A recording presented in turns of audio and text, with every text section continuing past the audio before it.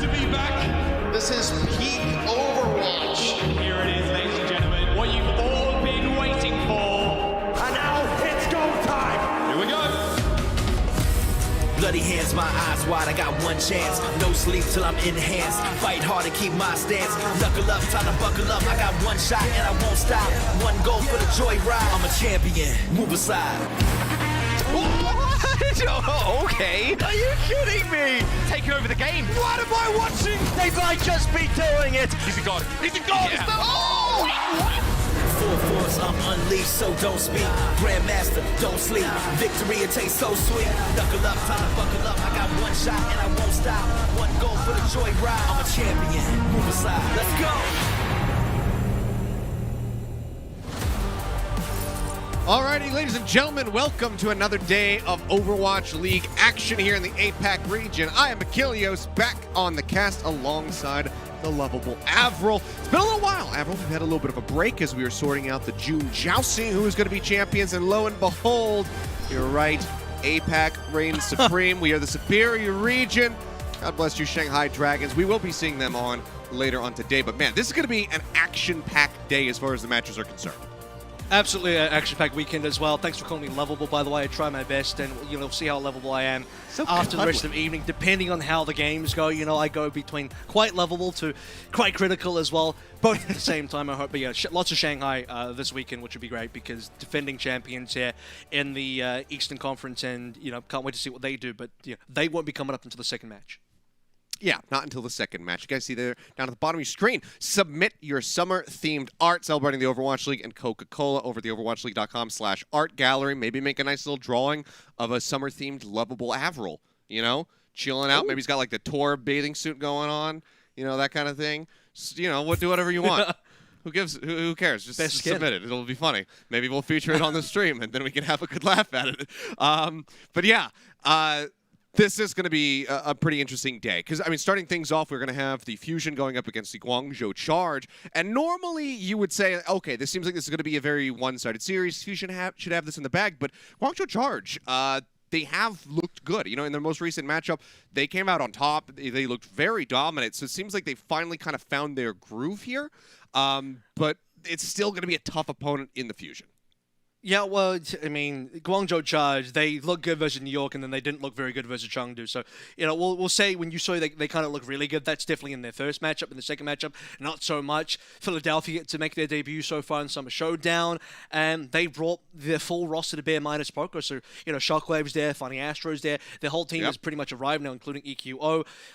Rascal's an interesting player because I don't know if Rascal's going to be playing today, but we'll assume that maybe somewhere along the line, he'll probably get added in. He could be starting out. We'll see. And the reason we take a look at this right now is his best hero, without a doubt, at least in my opinion, in my mind, it's got to be the May. This is the defining hero for Rascal, at least based on what we saw early in the May Melee. Philadelphia Fusion, historically, at least this year, have been a team that really likes to favor the brawl-type compositions, and Rascal in the May is a big part of that. So if Philly today want to go towards brawl, I would have to assume if you do want to play May, you bring Rascal into the fold.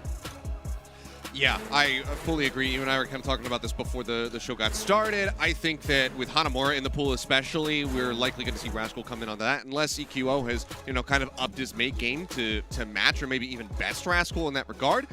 We'll have to just kind of wait and see, but I'm fully anticipating to see him come in when it does come down to Assault. Yep. This is going to be the starting lineup, though, for the Philly Fusion. We've got Carpe, we've got EQ on the starting lineup. Mono and Hoppa, of course, still going to be there, but then it's Alarm and Funny Astro taking it to the theoretical stage. We got the player cams up, and boy, it's been a good long while since we've seen all these faces together.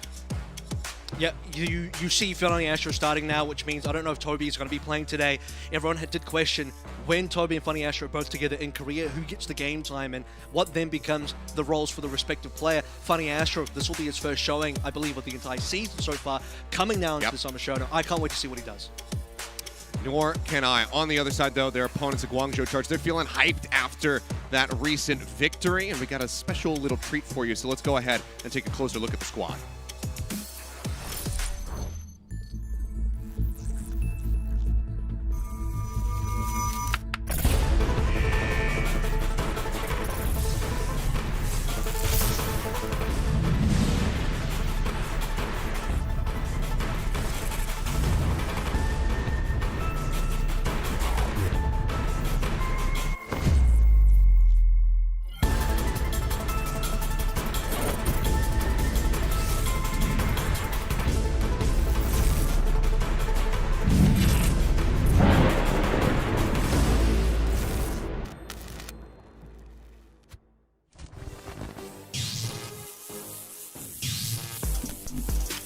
There you go. Hype videos. I love them. Keep them coming. Inject them into my veins. I love to see that kind of content. It's good that, we have that piece together here for the Guangzhou Charge.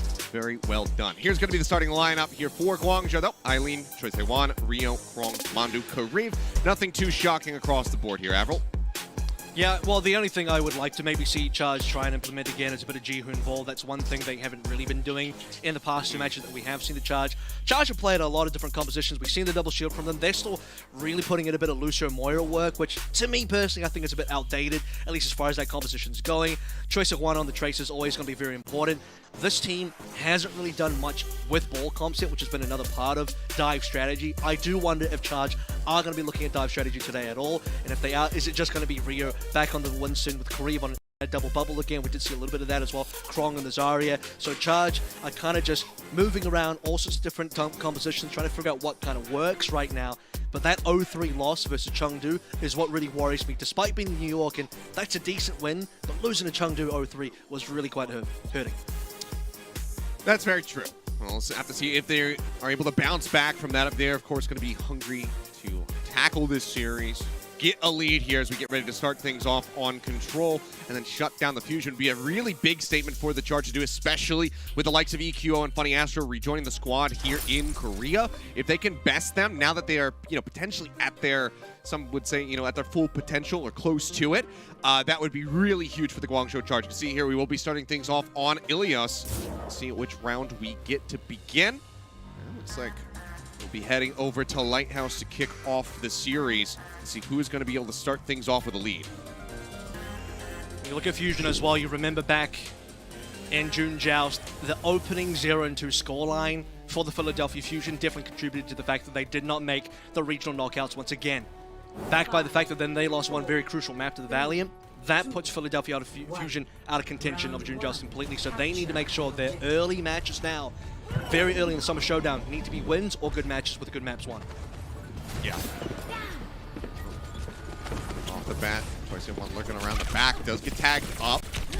Scored orb there by him for a moment by Alarm, so they're able to spot him out. EQO trying to stick to him like glue. Harasses him just a little bit in the back line, but otherwise not going to be leading to a kill. Like right now, priority on the point is established for the Philly Fusion, playing up on top. Now they will start to drop down, but Carpe still going to be situated on that high ground, getting the damage boost from Funny Astro. First cap is going to be given over for free. And I'm not quite sure where Rio is headed, but Eileen presses forward, gets straight in on top. Managed to find Carpe.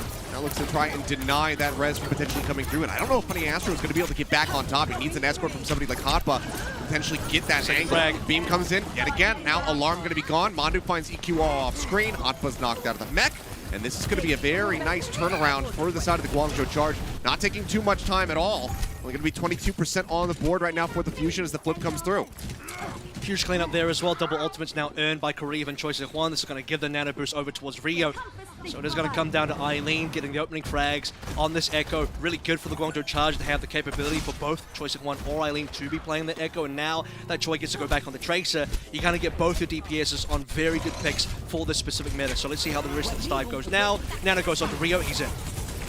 Yep, it's out, and that's going to be Alarm gone out of the fight. Eileen finds EQO yet again, this time just taking him out with a headshot.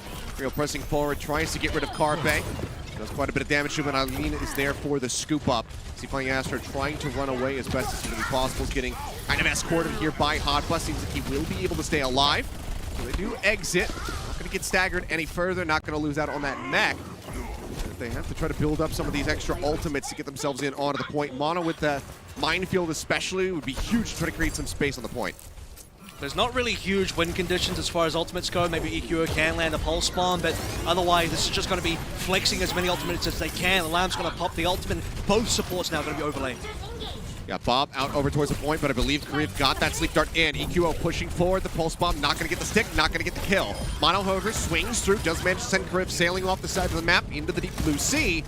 With Mandu gone, as the supports out of the fight. That being said, Funny Astro is eliminated, as is Alarm. Rio, with no final race, does some serious work. So no supports for either side, but Mono and Kariv are going to be coming back. Hotbutt, the self-destruct does manage to break the duplicate there for a moment, just knocking Eileen out of the mech. He's going to be able to get his way back in, and it seems like the Charge should be able to retake this point. It's only going to be 16 some odd % gained. Yeah, I mean, they won the point, Philadelphia, but they lost so many players, so Charge, they'll come back in. They have ultimates ready to go as well. Kareev nearly on to his next nano, and, well, the first one to Rio did so much work. Rio needs a bit of help now, but with a better rally going from Mandu, they should be okay. Yep, now Stick coming in. Everything in the kitchen sink just thrown at Cardway. They finally take him down. Back off Charge, he's already dead. They look to just continue to push the envelope now, chasing down Mono. No chance for escape as Choice A1 just hounds him down. Now looks for EQO. Takes him low. Good D-Matrix coming through. They're trying to keep him protected, but Choice A1, he does manage to get the kill in the end. The cavalry was arriving to try to save him, but Choice A1 says nope, slips right in, gets straight back out to safety. 95% now for the Charge. It's all down to EQ. He needs to land a really nice stick here. He's even back onto a Sombra. No option for an EMP. Even Translate gets away. There's no manual hack, nothing. He just wanted to tag the point. That's all he was there to do. Has to jump away, but yeah, doesn't manage to get a hack. Now Hotba pressing forward to continue up the tag. Does get demech, does get finished off. The Pulse Bomb found Rio. So it's going to be one of the tanks broken down on the side of the Guangzhou Charge, but they need to stay in onto the point. You see the OT starting to bleed away faster and faster. Choice A1 is into the back lines. He's looking for Alarm. He's looking for anybody that could possibly tag up. Has to grab the Mega Pack, but almost has that Pulse Bomb online, and that could be absolutely critical here for the Charge to try to close out this map. Alarm now going to be eliminated. Mandu traded back. EQO finding one. Pulse Bomb down on the ground from Choice A1. Doesn't manage to find anything but Funny Astro taken out as he was bionated. Managed to find that kill. Now, Krong out of the mech. The D-Matrix going to be gone. Eileen with a duplicate throws out that Pulse Bomb. Managed to get rid of Hotba's mech. Diva there takes out EQO. Rio going to be burned down through that Primal Rage, and it is just an absolute bloodbath here on the point, but it seems like the Fusion have finally managed to persevere as the flip will come through. This round will not end right here for the Charge. They pushed it all the way to 99%. Yeah, I mean, both teams once again lose all their supports. It comes down to a 4v4 tanks and DPSs versus tanks and DPSs. Carthley will finally find the manual hack required on Choice A1. So despite Eileen getting the copy into the Tracer, even finding a Pulse Bomb to Hotba, just too much damage coming through from the side of Fusion. They'll hold on. They got big ultimates to play in the next fight. But no. They lose EQO. Now it's a 5v6, and you must see this EMP. Yeah, there's no way to bring him back into the fight. Obviously, the Mercy has long since been swapped off. Eileen gets his way into the back. The EMP does come through, manages to catch onto the two. Korea going to be hacked, cannot try to use that nano boost onto Rio to keep him alive, so they lose out on the Winston at the beginning of the fight. Rally is still committed to the fight here by Mandu, though, so he's feeling confident that they can keep this turn going in their favor. Korea, however, is going to be the next one to fall. Funny Astro goes in, gets that melee hit that he's so well known for. Go ahead and finish off the enemy. Ana gets traded out as Alarm will get dropped. Krong now eliminated. Hack onto Rio as soon as he comes leaping back in. Should mean that he is mincemeat here as the rest of the Fusion members look to eliminate him. He's got to jump out to safety. They're just trying to gatekeep him now, and they manage to do so. No way. And with a crazy come from behind victory on the first round, Fusion will manage to take Lighthouse 100 to 99%. Yeah, that was so clutch, and that final engagement as well, which was a really long one, saw a kind of weird line of play, and you kind of notice as well, Mandu, he drops in the rally, and at that point, Charge, like, I guess we got to commit. There was a small window there for Charge to say, actually, let's back out, let's regroup, have this rally plus Nano, save it for Rio, and then re-engage properly as a full six. But once they started blowing support ultimates, they were all in, and it just wasn't going to be good enough. You rallied onto like 2 people, maybe 3 people at best. Kareev then puts a Nano onto Krong, because who else is there, really? Krong's your only tank, and Guangzhou Charge tried their best in a 4vx situation where they just didn't have a couple of key members alive. Really upsetting fight to watch on the Charge side. They actually had that. I want to say Charge probably should have had that first sub map in their favor. They probably could be at a 1-0 now, but they let it go, slips through their fingers, and Fusion are up by 1. It's a really solid start, but really hard fought. Fusion would definitely like to have an easier time of things. Charge would certainly like to go ahead, tie this up, send us over to Well to try to settle the score. Funny Astro just off the bat, starting with the Lucio. They have Alarm backing them up on the Moira. No Ana to be seen. No one that could really try to catch out this Tracer either, so they might have difficulty dealing with Choice A1 at least at the start. Now, as I say that, he'll just get a natural hack onto him, and Mono will strike him down. Well played there by EQO, putting himself in a prime position to capitalize, catch that Tracer off guard when he didn't have the recall available. You need to see massive bionades here from Kareev, and that means Hotman needs to deny them as well. This is the Lucio Moira comp that I've been talking about. Philadelphia currently trying to run this, and well, you see how long it takes Alarm to get this Coalescence. With that Coalescence nerf, these Moiras just not getting calls in time. You can't rush them anymore. Kareev's going to get a Nano first, so there's still opportunity for Charge to pull the trigger a little bit earlier, put Rio on top of Alarm, and have that impact. Rio right now trying to get on top of everybody. Almost Goomba Stomp's Alarm there, but Coalescence will come through. They have no way to send him off the side of the map. They don't have a Bionade onto him either, so they cannot deny the self-healing that's coming through. In the meantime, Hop Up presses forward, manages to find Rio. Duplicate is here from Eileen to try to clear the point. Self-destruct will be used. They'll break him out, so no chance at a remake. Everybody eludes the explosion. Break him out yet again. Finish off the Echo as Carpe finds 2 kills. Looks for a third. Will have it. And this is going to be a really nice start for the side of the Fusion, already now at 55%. Yeah, you finally do see that massive Bionade from Kariv, but that's as Charge exiting out. They get 4 onto both tanks, both the EPSs. It's just not when you need it, though. Rio does receive the nano. He drops onto the players required, puts a lot of pressure on Alarm. Doesn't have the primal. Only will get the primal now, and they can't connect the damage. They can't beat the healing. And Funny Astro doesn't even have to use a Sound Barrier. Now they got Sound Barrier plus EMP. This could be a Philadelphia 2-0. They're pretty much one fight away from winning now.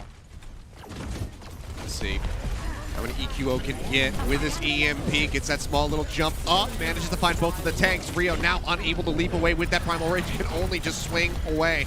He's got no targets. Carpe gets on top of him. Manages to find the elimination. They can't get the break on Krong's mech, but even just taking down the single tank is going to be good enough for them. That's going to force the swap now onto the Wrecking Ball as he tries to race back over to the point. Funny Astro dueling against Choi Se-won over on the sidelines. Still is going to be there, still has that sound barrier ready to go, and as Mono gets slept, we'll go ahead and pop it, shields him up. Krong now going to be eliminated. Kariv, dead. Nano boost does get used onto Eileen, who does manage to find 1 kill with the beam, but is that going to be good enough? Rio swinging back through, managed to find an alarm. Now there's going to be no supports available for the side of the Fusion, but they still need this flip to come through. Carpe, Wraith Walk, but the sticky bombs come in, and from beyond the grave, Eileen finds the kill.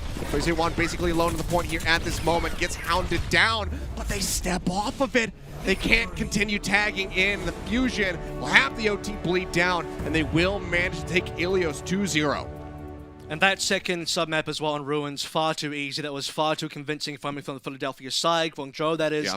On their end, it's just not enough. I mean, they were very patient. They were very slow, maybe too slow. Even towards the end there, they waited long enough that Rio didn't need to come back on the ball. He could have just come back on a Winston again. They nano Rio in. That's a clear win condition, but not enough things firing at the same time. Nano onto Eileen doesn't give you enough, and Guangzhou Charge 0-100, I believe, on the Ruins. Not the best showing.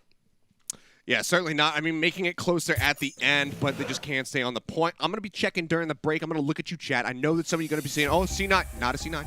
Not a C9. They weren't winning the fight. But no, I'm going to check up on you guys. So don't do it. Don't do it. But there you go. Fusion, they take map 1. Looking a lot more convincing there in the second round. We'll see how they fare as we get ready to move on to map number 2 and see whether or not the Charge can tie up this set. So don't go anywhere. Map 2 is coming at you in just a few minutes.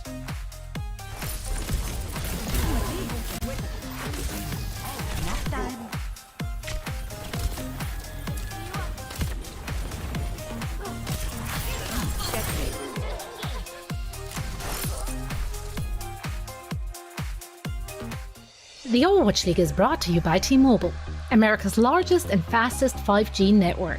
Set your sights on the competition with T-Mobile.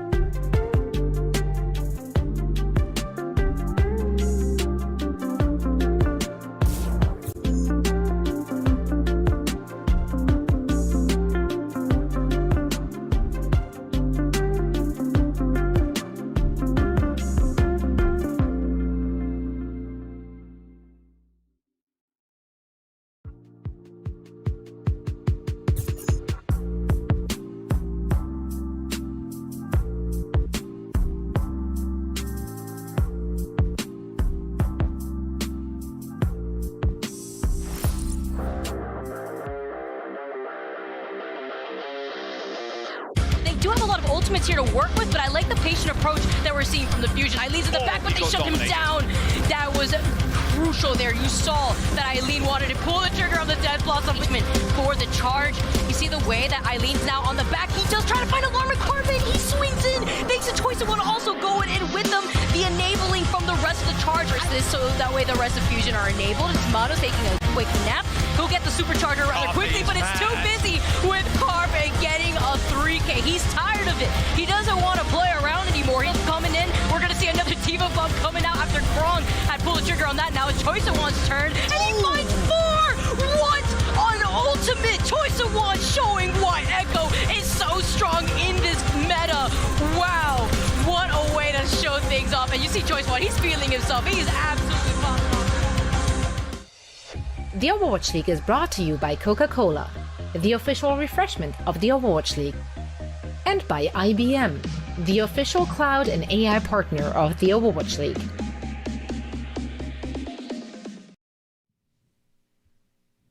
Alrighty, and we are back. Just one map into our first series of the evening, of the weekend as well. Philadelphia Fusion, they get the draw first blood. They take Ilios 2-0.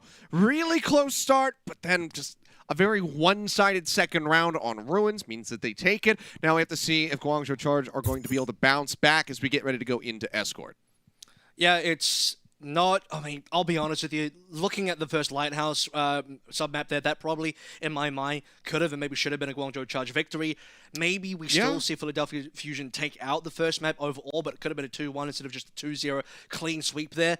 Guangzhou Charge, I don't know, it's not looking good so far. I don't mean to sound doomer about it, we're only one map in. The last time these two teams played, by the way, was actually in the Hangzhou Spark homestand. That was during the Summer Showdown, no, the June Joust qualifiers, and that was a 3-0 result for Philadelphia Fusion. Now, there was a draw in there on Hanamura, so maybe we'll see, at minimum, maybe another draw again. Hanamura is in the map pool that will be played next, as you can see on the screen right now, but Gibraltar is our current map. And an opportunity maybe for Guangzhou Charge to come back in on a far more comfortable composition. This has been historically known to be like a Winston dive heavy map, maybe double bubble as well. Krong coming on the Zarya, put Kareev onto an Ana. That's always his best hero.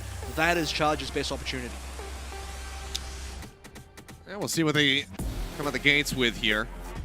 Seems like on the defense, it will just be this Winston Diva yet again, so not too many change-ups here for the side of the Guangzhou Charge. Eileen will be sticking with the Sombra this time rather than the Echo on the defense. So getting some, crucial hacks on the likes of Mono, who is expected to run this Winston, could be really huge for them, but you're talking about double bubble. Looks like we might have it here from the Fusion.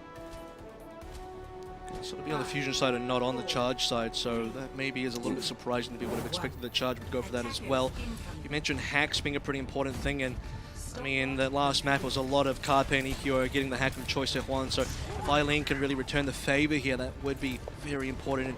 And EQO as a person on the Traces is a really interesting point to me as well, because I had the question of who on the squad for Philadelphia Fusion was going to be the Tracer plane. Before you say Carpe, I don't think it should be Carpe, because you need Carpe on picks like the McCree, like the Ashe, and now the Widowmaker. Eileen, for now, hasn't really revealed his location at all. He's just looking for an opportunity. Against Anana and a Frakita, that's a pretty dangerous prospect. You see they're trying to scout for him.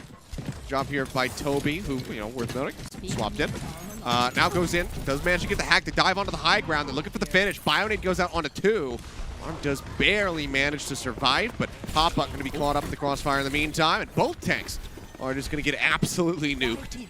So that is going to be a solid way to start off this defense. Cart making its way just to the top of the ramp here through the underpass. Yeah, it's an okay position for the payload to be for now. Speaking of okay positions, Eileen's got great scouting. He sees where the backline is for the Philadelphia Fusion. And now do Charge want to set up a dive or not? Or do they want to play really defensively here? Just allow the Fusion to come in towards them. EQO will just touch the payload a bit more, buy attention, and force the Charge to maybe address them. Like you said, Nano available, and it'll be used straight away. Yep, diving into the back, but Carpe manages to get the catch on Eileen. Gonna assume that was set up by a flashbang, and everybody just collapses in. He gets the killing blow. Rio snapping away, trying to build up towards his Primal Rage. Doesn't get a huge amount of value, and now it's going to be Mono who takes the lead. Quickly builds up 25% there.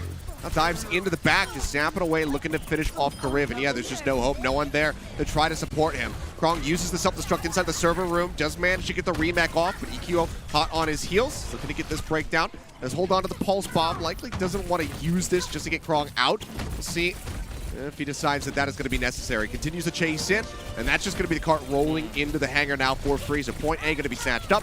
4 minutes and 23 seconds on the clock for the Fusion. It was a little bit of a slow start, but very quickly it all just kind of exploded, and they get this push in, and there's nearly 6 ults now. That's like Charge is giving them the opportunity there. I think Eileen kind of baited the team, and we saw Eileen on the back line. He's saying, I got to dive positioning here, but you look at the dive distance, it is so long. You are so exposed. Rio jumps in. He pretty much jumps out straight away. As soon as the jump pack cooldown's gone and, up again, he's straight out of the fire. So there was very little done there, Eileen being caught as well. And now you talk about the 6 ultimates. That just speaks to Fusion getting such an incredible win. They don't need anything. Yes, EQO's dead. With this many ultimates, I think Fusion could just start dumping them in and win. Yeah, really near miss there on that sleep dart onto Eileen. Does manage to stay alive, and they manage to find a kill on the back end. Grab gets used by Hotba, but yeah, doesn't find anything. Everybody stays alive. Hard to tell. Would have to get a replay up and see what the angle was. What exactly? In the meantime, Carpe going to be eliminated. Strong picking one up, and that is going to stave off the Fusion even further for a little bit longer at least. Bionade out onto 3. Toby now loses out on his rally armor. Mono going to be slept during the primal rage. They all stack in on top of him, looking for the kill. Hack comes in on the back end. They will manage to find him as well as Alarm. It's a very solid turnaround on the defense now for the Guangzhou Charge, who, as the pendulum swings, have 5 ultimates of their own. Yeah, it's just like opposite day, and we just completely flipped everything up 180 now, because Charge now the team that have like nearly 6 ultimates. What happened to Philadelphia Fusion there? I might have just cursed them. I said, yeah, they got so many ultimates, they could just start throwing them in and just win anyway, but apparently losing EQO, Hopper throwing a grave into the ether, Mano being caught out, no line of sight, Alarm to trouble, can't nano Mano. That is a problem, and for Philadelphia Fusion, they've misfired here. Nano goes on a Hopper. He's got reasonable energy, but not enough to really write home about. Bionade onto Alarm. Got the Nano off, but doesn't lead to a whole lot of anything here. Hoppa sitting mid-energy at the moment as the EMP gets used. Only finds Mono, and they don't manage to follow up for any kind of kill. Rio, however, jumping up onto the high ground, decides to pull back, play this one out safely, but now it's a reaggress because the Nano Boost comes in. Gets the second leap in, Bubbles coming through to try to mitigate some of this damage, but Rio is still just zapping away, manages to find Toby. Rejoins back inside of the drop ship. Bionade going to be used to just go ahead, push him back up to full HP, and Mono's got to pull back as he gets tagged up considerably. EQO does finally have this pulse bomb online. Needs to get a good stick if they want to break open this defense, because right now, Guangzhou Charge, they are not really budging at all. They've just been situated inside the dropship, and they're playing around this so well. I think they need a grab pulse here for sure. Hotbar's looking for it, but this is Krong's going to be there to outplay as well. He's managed to land it. Krong's very low HP. EQO's not really landed the pulse bomb just, and he goes down, so no opportunity now for the combo. Yeah, they don't manage to get that Big Bang combo, but they do manage to find Eileen, and they get Krong D-Mac. They haven't managed to finish off that Baby Diva, however. Mono's got them shoved back into the back of the point now as they wait for that respawn to join in, and maybe they just get the push in for free. They try to get the push back here onto the enemy Brigada, and that will be the cart rolling into point B. So good zoning here from the side of the Fusion to make sure that they can get this cap coming through. Give themselves another 3 minutes on the clock as Carpe is as well just, using the Deadeye to try to zone them back. Can they make this final stretch? Because this is often where teams get locked up. I don't know whether that was a C9 or not. We are the C9 police today, Constable Kilios and Avril, pulling up in our squad car, but it's hard because I think Charge probably lose that fight anyway. But what they needed to do is, if they kept the payload going in terms of contesting, they would have forced out more ultimates for Fusion, and that's worth it because Fusion have way too many ults now moving through to C. They have so much momentum pushing in, and this is going to be a primal to probably kill Kariv, and they need to get the trade now because Alarm's down. Okay, yep, EQO is there for the alley-oop. They knocked him straight into his open arms. They find that kill. Good start now as Krong is going to be demeched. Eileen dead, just further delaying any potential build-up of an EMP for this final defense. Round at the corner now. For choice A1 as he does fall low. Recall takes him back to safety. Keeps himself topped up. Pulse bomb is available for him. So he can get into the back line, find somebody like Toby or Alarm. That could be enough for the Charge to try to stabilize and deny this cart finish on the point, at least with time in the bank. Going to be, wet noodle fight up top at the moment as both Winstons go ahead, zap away at each other. Mono gets himself into the back line now, looking to keep them gate capped inside of the spawn. Grab comes through, manages to catch onto 2. Bionade, they try to keep him alive. The pulse bomb's going to be eaten. Krong coming up huge now, turns around. It's a melee finish in onto Hotba. Rio going to be traded out, so it's going to be a tank for a tank with Krong still alive, a little bit low, but does have the self-destruct available. Good D-Matrix denies the Deadeye so they cannot get the kills out. Eileen now think going to be Eileen will swapping over cancel. onto the McCree himself. Krong going to be finished off. The self-destruct doesn't manage to find anything. The Baby Diva dead. We'll see. The Fusion can make this happen. Eileen going to be eliminated. EQO gets in on top of him. That's going to be 2 members. Now 3 gone from the side of the Guangzhou Charge. They're looking to stabilize, but it's all going to have to be on the back of this rally. Mandu, he's trying to armor up his squad. He gets antsied out, and Mono finds the kill with the Primal. Now Carpe is just left completely unhinged at the moment in the back line, just taking pot shots left, right, and center here with the McCree. Choice A1 going to be dead. A desperate swap now from Mandu on to the Lucio. Swaps back over now onto the Baptiste, just trying to buy some time. Carpe, he goes sailing up the side of the map, but he takes Rio with him. Does it in style, the fadeaway shot, and the Fusion get the finish with 41 seconds left. I am pretty certain, I might have to go back and look at this one, but I am almost certain Eileen had his EMP cancelled by a stun there, either from Carpe or Toby. Because the EMP came out, he was stunned and nothing happened. I'm fairly certain. Maybe this could be it. Maybe. Yeah, Eileen's got the EMP here. And here we go, Eileen's going in. Oh my god, it was even better. It was even better, Achilles. I thought it was Carpe or Toby, and I forgot to mention, of course it could have been Alarm, but I just didn't mention it because I was like, no way Alarm gets a reaction sleep on Eileen coming out of Invis, but he's Alarm. He's the best flex support in the world. Of course it's Alarm. Of course he'll do it. A damn good play from him. And yeah, I mean, that could have been the turning point there for the Charge to finally find some stable ground to stand on, because there was not much stability for them whatsoever in that final stretch. Like I said, that's often where teams, get held up, where they cannot finish the map. But the Charge, they just never got a moment's rest to, try to finally take that breath to get into a position where they could actually sit back and just wait for the Fusion to approach. It was a constant onslaught from them. So they just got beaten and battered into submission. Still, they drained the clock down by, 2 minutes, 20 seconds. Yeah, there was an opportunity there. There were a lot of opportunities for the Charge. They put a lot of pressure on. I saw Krong really had the defensive matrix on Hopper the entire time, and Hopper was playing with fire. He was trying to get this grab in there. They do get the grab in, but they can't follow up with the pulse pump again because Krong is just here, and Hopper's always just in Krong's face. And like I said, playing with fire there, he's looking for the DMAC, which is not enough damage. We'll see now on the offense with this double bubble can make a difference with Hopper still staying on the Zarya, and Krong not quite looking for the Zarya just yet. Taking his time for now as they just inch the cart forward. They get it into the underpass with relative ease, but this is where things get a little bit trickier because they have Fusion playing above and around them. Surrounded by all sides right now. EQO going to be the one to contest, drops down. Sleep Dart does connect and get the anti in onto Krong, but they cannot get that DMAC. We need EQO to go in a little bit too deep, be a little bit too risky to try to break him out, so they'll just let him slink away. Feed some all charge over to Kariv, who's, of course, as you would anticipate, just surging past Alarm. I gotta say, right now, the positioning for Fusion is pretty far back. They've kind of lost high ground now. They'll have a hack target. They can't actually say it's actually Charge over hack target they can't go on, so Eileen will just use this for farming opportunities. Not a lot of cart progression, not a lot of fights being taken here. Charge are taking this one very slowly. They can't be waiting for an EMP. They have a nano. Here we go. Now Rio's in. They jump onto the high ground. They're looking for Kariv. Nano Boost goes out, though. Pushes that onto Rio. Manages to find Alarm. Now Mono going to be traded. That dive going sideways for the side of the Fusion. The Guangzhou Charge, I think that might just be enough for them to push through and get this cap onto A. But take an absolute miracle and some heroics from the side of the remaining Fusion members if they wanted to defend that. So 5 minutes strong right now in the time banks. Looking pretty decent for the Charge. Let's see how they fare now as we move into the hangar. They managed to bank up a decent amount of ultimates as well. Say bank up, I mean they're charging up here. Hoppers move over to the Diva as well, probably better for their hangar phase. Then you have a little bit more high ground control than Zarya's lacking in that regard, and Hopper didn't really have much to play with in regards to energy or graviton surcharge anyway. As long as they focus a little bit more on this payload, they're good. Yeah, Eileen does get caught out, so that's going to take even longer now for the EMP to be a factor in this game. Yeah, that just looked like it hurt. Shield bash in there. Just go ahead and seal the deal. I'll press forward. They get a couple staggers here as both supports do fall. Yes, unfortunately for Eileen, he just has not had a good time as far as building up these EMBs. Only 62% on the board at the moment, so granted they don't have too much to try to realistically couple with the EMP other than the self-destruct, I guess, but not having it is still hurting their chances. This is like a bit of a meme, and I don't want to, summon the devil here for Guangzhou Charge, but I would honestly prefer to see Eileen on a Genji.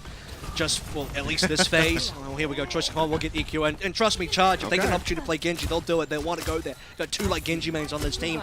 Nano is available. We'll go on towards Rio. Speeding up is important here because Charge always takes so long to get these fights going. Yeah, Bione now just going to be slowing up even further as both tanks do get clipped by that. Drop down here from Rio, pops a Primal Rage inside of the dropship. Got many a target tried to smack around. Jumps up over the side, just kind of scouting out his options, but hasn't found too much of anything here. Mono with the Primal of his own does get slept out of it, so we'll be losing out on a lot of that effectiveness, but Mono gets clipped by the Pulse Bomb, taken down before he can get the rally online. Griff, he uses he uses the Nano, the Pulse Bomb now going to be eaten there by Hotba. And this is just a pretty tragic turn of events for the side of the Charge. They needed the EMP. That was the one tool that I was looking at the entire time, and it was like, okay, Eileen, when's this coming in? Where's it coming in? It's got to come in. And part of me, part of Charge is probably sitting there like, yeah, maybe we could save it. We've spent a bunch of ultimates here. We probably don't need the EMP. Versus a Fusion with so many ultimates, you absolutely do. They can't take any chance of that fight, and now momentum is heavily shifting over towards Fusion. Another opportunity for an EMP, but now I don't know if they have the tools to actually collapse on the right targets to get these kills. They don't have a Nano anymore, so this is going to have to be dry pretty much for the entire team outside of the EMP, and it will land on 2 targets. It does manage to find 2, maybe even 3 if Mono was the recipient of that. Either way, got natural hacked on the back end. Carpe finds 1. Destroys 1 does get taken out, but it's at the cost of their main tank. Hotba now as well going to be eliminated. EQO still doing some work, takes Korea's low, and Mondu is holding on by a sliver of HP at the moment. And EQO capitalizes, manages to find that kill. Eileen going to be taken out. Nobody's in the card now. I think Fusion, they might have just done it. It was a solid looking start there for the side of the Charge, but they cannot close it out. The cart will be held, and now it's just 2 minutes to try to get this completion. Yeah, for sure now, momentum has completely shifted in Fusion's favor. Alarm actually might have made a mistake there. He used the Nano onto Toby. Perhaps Toby got in the way there. I think the Nano should have gone to the Hotbar or Mano. 2 of the players they actually did lose, including, the EMP that landed on the Hotbar preventing the self-destruct, but then also the manual onto Mano, and no Nano for either of those players. Still do win off the back of EQO's clutch on the Tracer. We'll see if that continues now. A Pulse Bomb lurking wide. This Choice of Hell will also be looking for a similar Pulse Bomb. A lot of ultimates though for the Charge, so perhaps a good opportunity, even if they don't have EMP. Just contesting the card there for the moment. Gets the rest of his charge. Shooting into the back of Hotba. Has it online. Bione out on the 2 supports now. Oh, the Charge. Oh, this is just slipping through their fingers. Karif does manage to stay alive for a little bit longer, but Hotba presses forward with the rockets, finds the kill. EQO under a little bit of fire, dips back, grabs a mini pack. I think he still has a recall maybe even to use should he need it. And it's just going to be at the cost of Alarm. That's all they lose out in this fight. Fusion otherwise still going to be standing tall. They nearly have this Primal. The rally's ready to roll. At least Charge know who the primary target is. Alarm's been causing so many issues for this team, and I don't want to bag on Kareev. Like, I don't think Kareev's a bad player, but he's getting diffed by Alarm. You can see the impact that Alarm has. You think that Charge is ready to go. They have 5 ultimates. This is going to be the push. Alarm drops a single bonus that hits 2 critical targets that then get killed and collapsed on properly by the Fusion squads. That's a 6v4. There's no supports anyway. Even if you trade Alarm, not going to be good enough. Now they're lacking the Pulse Bomb. Still don't have the EMP in this 30 seconds. All right, well, they're diving into the back line. They manage to get on top of Carpe, get that elimination to start things off. Rally going to be rolling. Karev, however, the recipient of a pulse bomb from EQO. They take him out of the fight. The rally armor obviously not going to be enough to try to keep him alive. Rio jumping out. Goes back up into the drop. Jim just looking for a target. Does manage to cleave down Alarm, but the Nano Boost does get used. Now Mondo going to be going in deep. Has a Primal of his own rolling through. He's looking for a finish on the Mondo, or at least to just keep him pushed away from the card. He just targeted the choice they want, decides to dip out before he falls too low. Gets himself back over to safety, and somebody's got to tag this. You can see right there, choice they want manages to get it done. Goes ahead, recalls away. Krong going to be team next. Self-destruct now going to be rolling. Deadeye comes through from Carpe, looking for a kill. Doesn't manage to find anything, can't get the Baby Diva. Self-destruct up over the top now from Hotba, doesn't find anything, but Krong pushes forward, manages to deny his remake. Carpe headshot goes in on the choice one. The EMP is out. It managed to clip onto so many members on the side of the Fusion. It seems like the Charge will manage to win this one out. Seems so very close there for quite some time, but they get across the finish line. But it's only with a minute and a half now remaining in the time bank. So they're going to be finishing this with less time than the Fusion or in OT. I mean, Guangzhou Charge finally landed an actual EMP. Yeah, I think that not at all might be the truth of the situation, because you've got a minute 10 here. Most teams need more than 130 to finish the entire map. If you only have 130 going to C, you're relying on an overtime fight, and you're relying on perfect execution here. 0 mistakes. You can't afford to be reset pretty much at all. What ultimate's even coming online, you gotta have another Nano Boost available. Both Alarm and Kareev have been heavily targeted by the respective Tracers, and Hero's going hunting again. I wouldn't be surprised if this Pulse Bomb goes straight for Kareev. Well, that or Mondo. You can see some over there at the cart, just trying to push it through. Rio with the Primal Rage, just trying to stay alive. The Bionade is making it rather difficult for him. We'll start getting those health packs out from Mondo. Try to keep him topped up, but with all the focus fire going into Rio, trying to keep him alive, they managed to lose out on Krong's mech, and you're talking about they can't afford to get reset. Even losing that mech is pretty much a reset for them.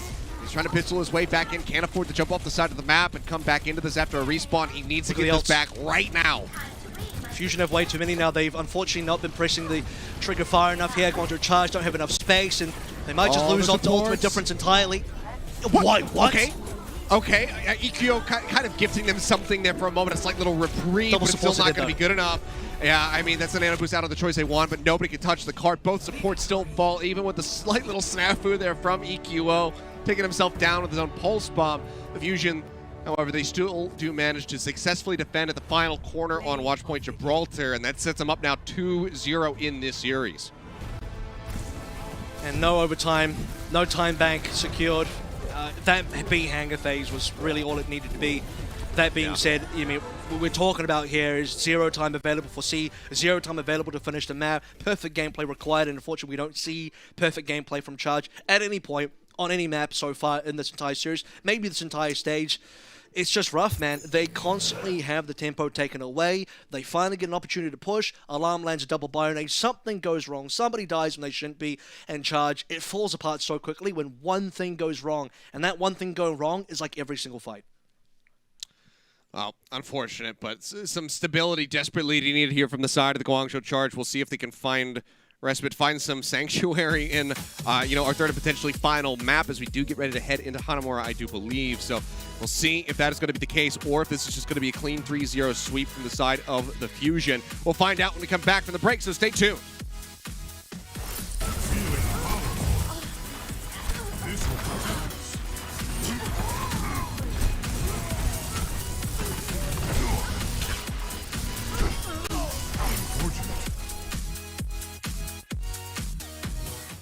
The Overwatch League is brought to you by T-Mobile, America's largest and fastest 5G network.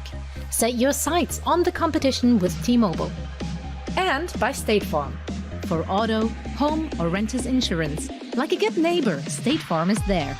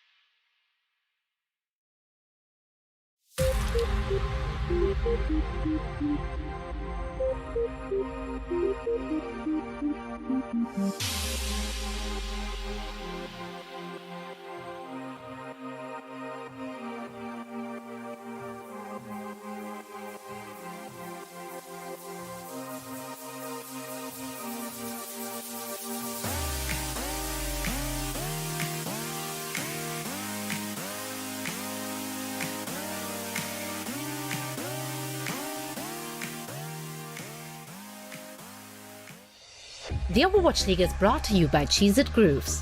So much flavor, it's a mind crunch. TeamSpeak, the official voice supplier of the Overwatch League.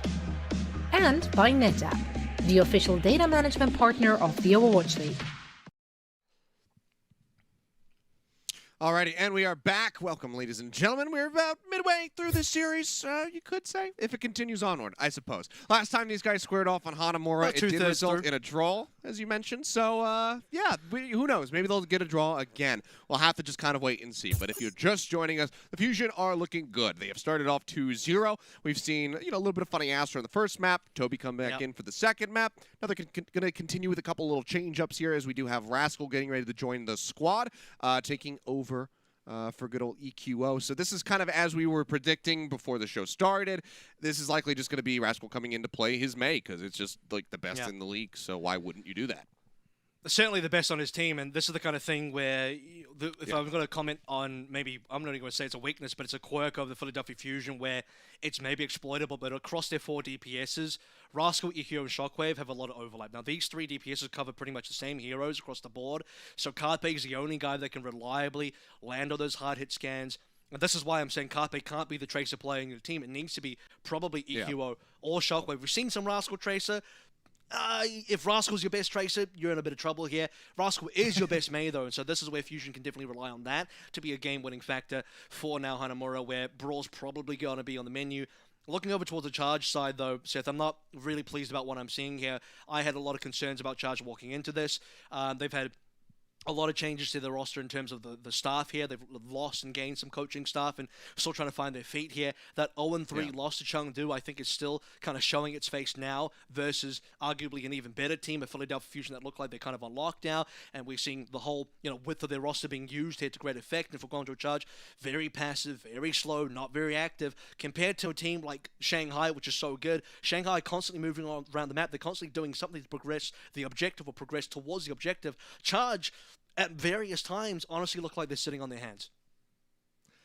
Yeah, it's not been great, and it's a shame because it was such a promising start to this series. That first round of Ilios, on Lighthouse, we're like, oh man, 199%. This looks like this is going to be a good set. This is what we were hoping for, because we come into today and we're like, oh, this could be a crazy day of matches, because we've got Seoul versus Shanghai coming up next.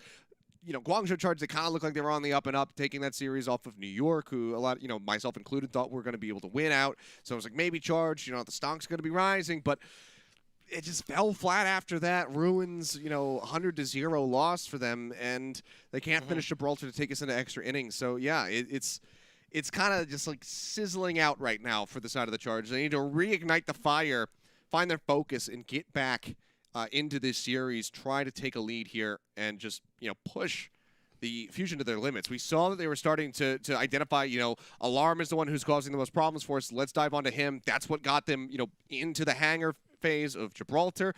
They had a couple good moments there, but they're just lacking in the overall coordination, I suppose. The first fight was good.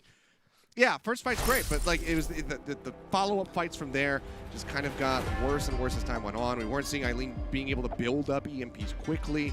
We weren't seeing huge impact from them either, and it's just been a rough time of it. So I'm hoping that they can find some stability here on Hanamura. They will be first on the attack. Fusion getting ready to kick off this defense, and it seems like we're not going to be having too many swap-ups, but it's not going to be Rascal going for the May on defense. We'll just be going for the Echo.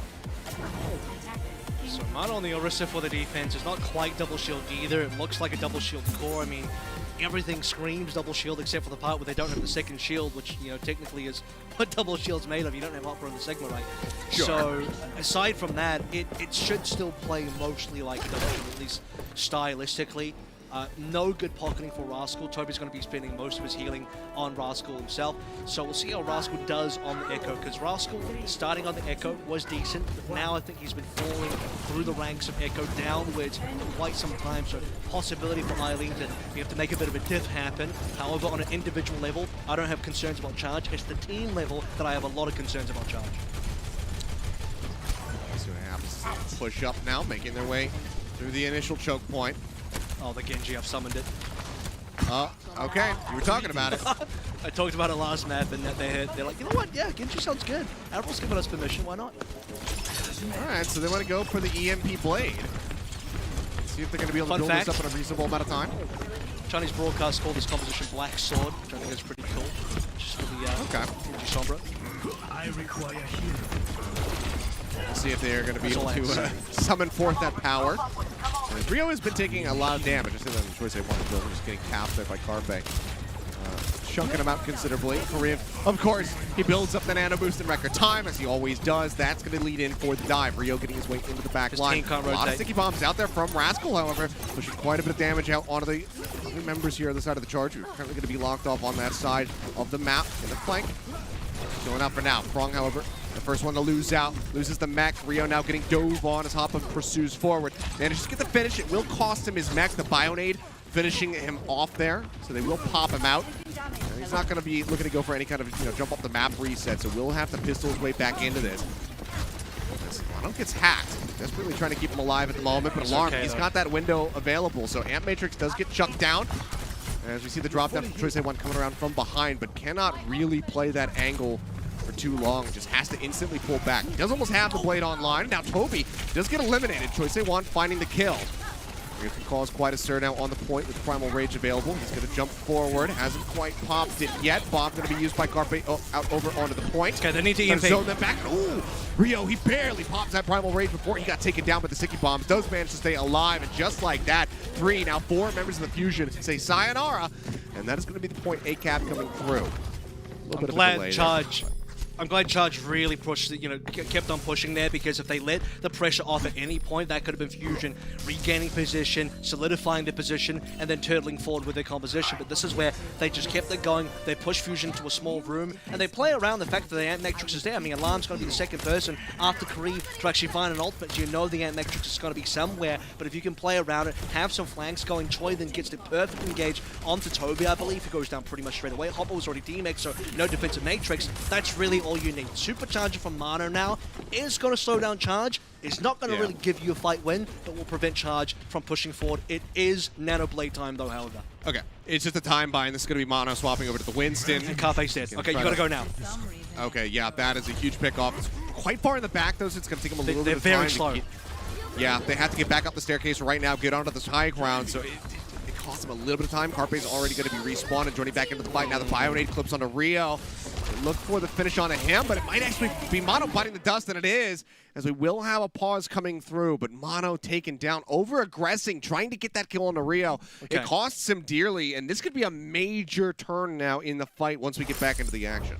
I gotta say, this is a near-perfect situation for Guangzhou Charge. If they can't win here, I'll even extend a win to, not necessarily capping the point, but winning to me would just be getting 2 ticks. I think my expectation is 2 ticks here, Killer. Seriously, because you have to get something. You have Rally going in a 6v5 plus a Nano Blade, right? Okay, you don't have an EMP, you don't have a Primal, whatever. Those are chill. You got the other ultimates. You're good to go. All you got to do is get past this one duplicate that Rascal has, plus Toby's Rally, and you're free. You're home free. If there is a mistake made here, and I can for sure see a situation, I'm peering to the crystal ball and Alarm's going to hit a nutty sleep on a Choice A1 as soon as he goes for the blade, or a Bionade's going to catch both Mando and Kareev again. Something like that crazy is going to happen from Alarm's POV, and Fusion just shut down this fight. But if Charge don't get significant, don't get significant impact out of this particular fight, I mean, when do you? What else are you going to get? They've had 2 6v5s now. They caught Carpe out. Brilliant manual hack from Eileen. Cool. Don't get to capitalize on that one because they were very slow. We're in a position to push. I think, who cares about going high ground? You got the 6v5. roll in through main, Just nano go straight through away, main. and just go. Like, just go, because Charge are so slow. Like, it's like I'm scratching my eyeballs. It's just watching them is just like, why are they so slow about doing everything? It's like they play the game on 0.5 speed instead of 1 time speed. I don't understand. So I need to see them really get into it, and this has to be the fight they win. They at least had a good capitalization, you know, picking off Mono at the start to set them up for this prime position that you're talking about. So it was a good, swift turnaround to just go ahead and shut down that Winston.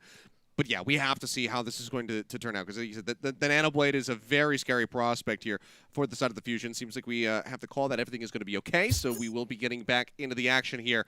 And let's just go straight into it. Duplicate is out there from Rascal. He's going to drop down onto the low ground. Crib still holding on to the Nano Boost for now, and Rascal not really in a great position to try to get this Self-Destruct online. Still That haven't being said, committed. the rockets start flying, and now he's got it here on the high ground. The Bionade hits 4, and they manage to zone them back. Now it's Rally Armor out onto everybody, and no ultimates other than the Rally from Manu have been committed thus far. They still do have this Nano Blade available. Creep getting jumped on there for the moment. Sleepguard goes out onto Mono. Mono again. Yet again, they managed to find the kill, but Hanpa follows up, finds Eileen. Not going to be seeing any further hacks here in this fight. He cannot build up for the EMP yet. First tick is almost online here for the side of the Charge. You can see now with the blade coming through, it's Rascal cut down off the bat as he swaps over onto the McCree, barely given an opportunity to play the character at all. Hot buff broken out of the mech, has the self-destruct. The Baby Diva desperately trying to survive. The explosion finds Rio.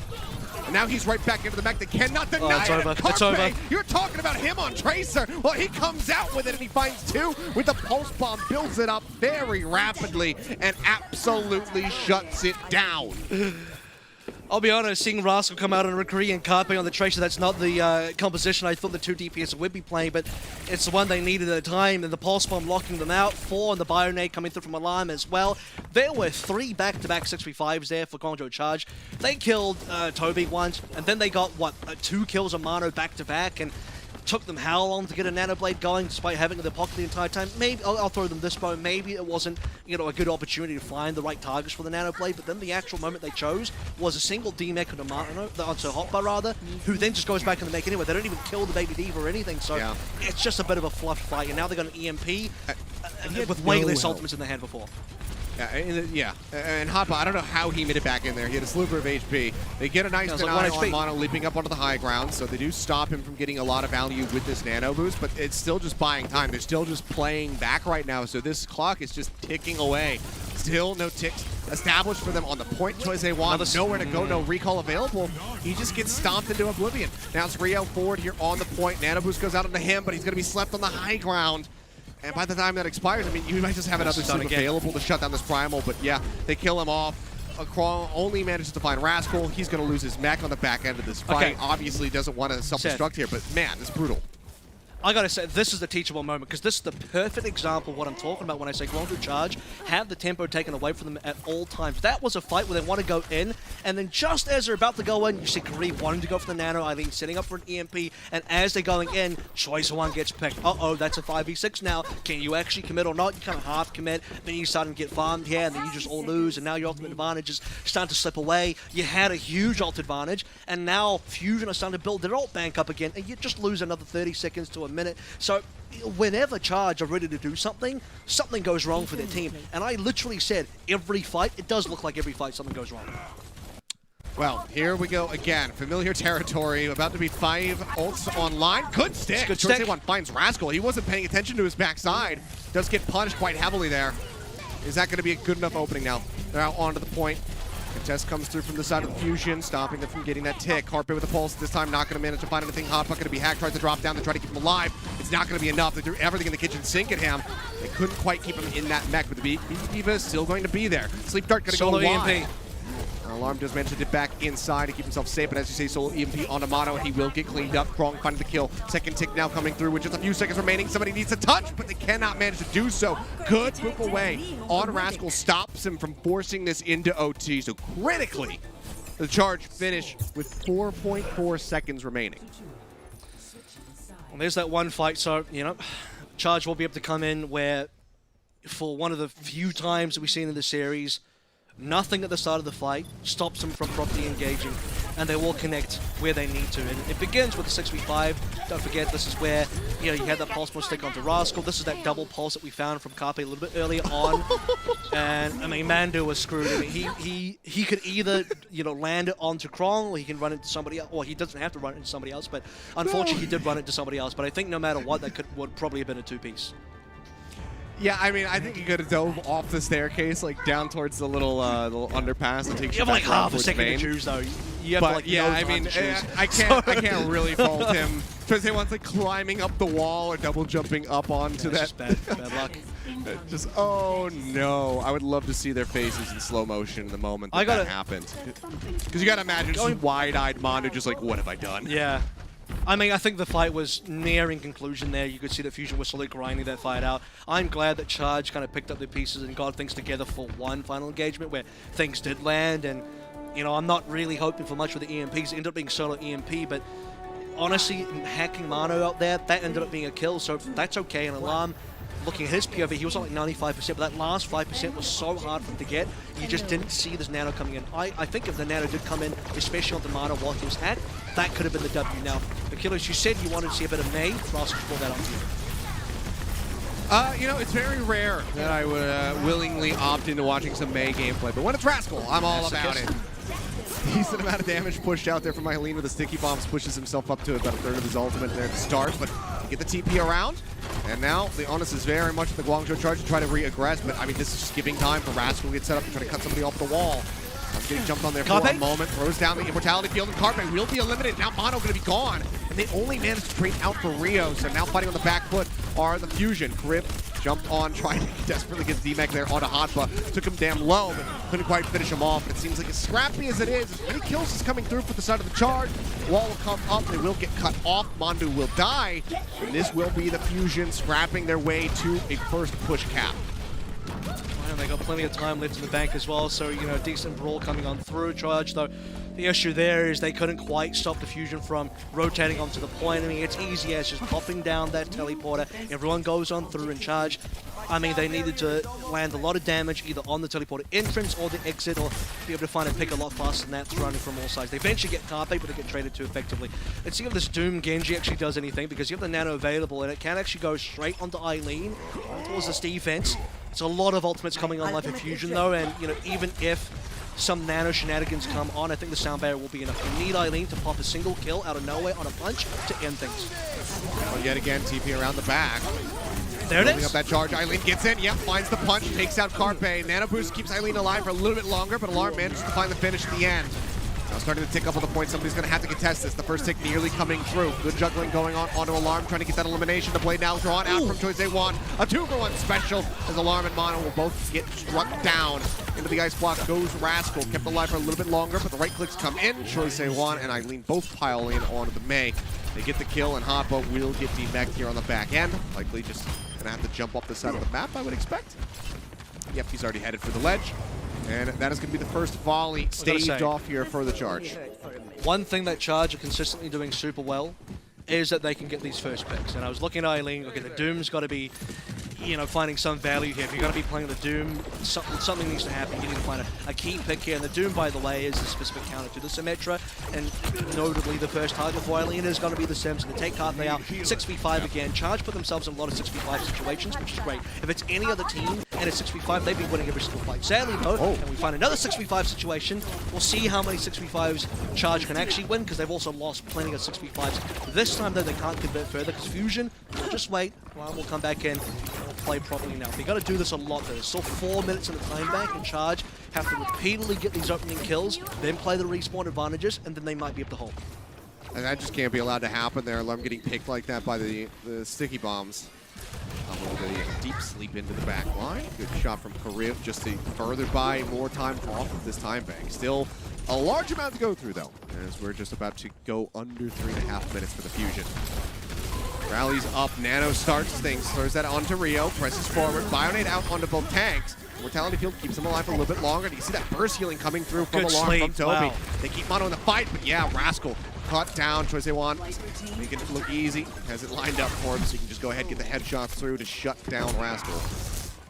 And we were kind of talking about this, when Rascal's the one playing the Tracer for your team, you know, might not feel as strong about it.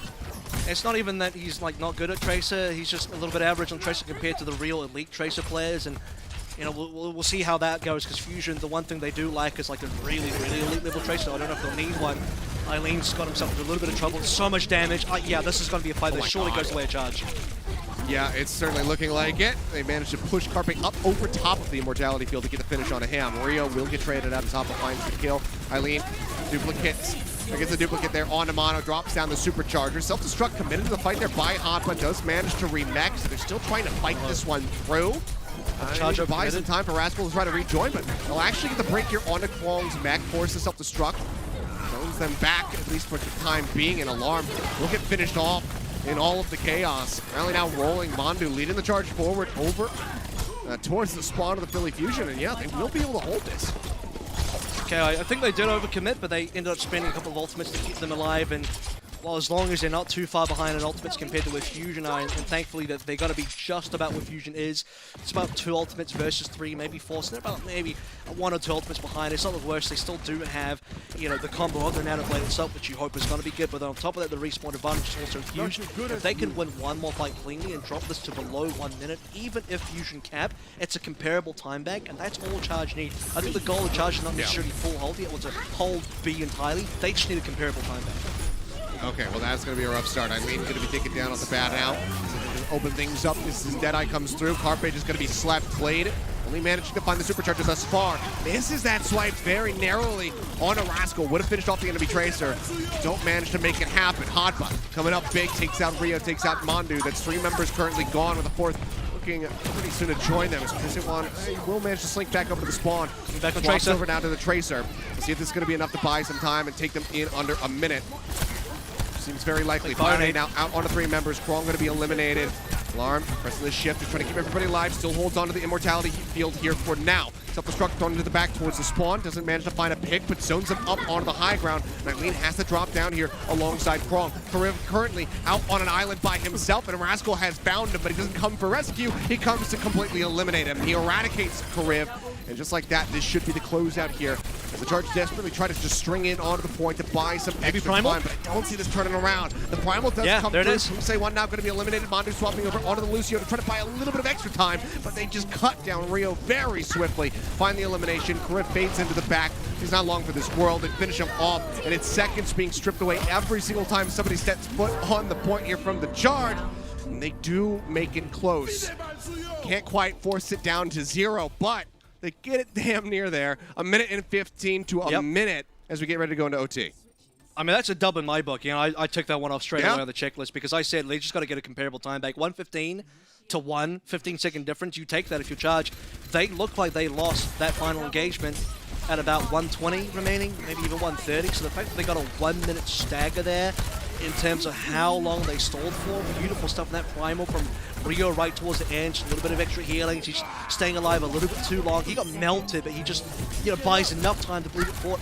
To be honest, I thought Fusion were on cap at about 1:10. I was looking at the, you know, plays alive and the 2 ticks being found. I was like, oh, Fusion will get over a minute here. This is going to be disastrous for the Charge.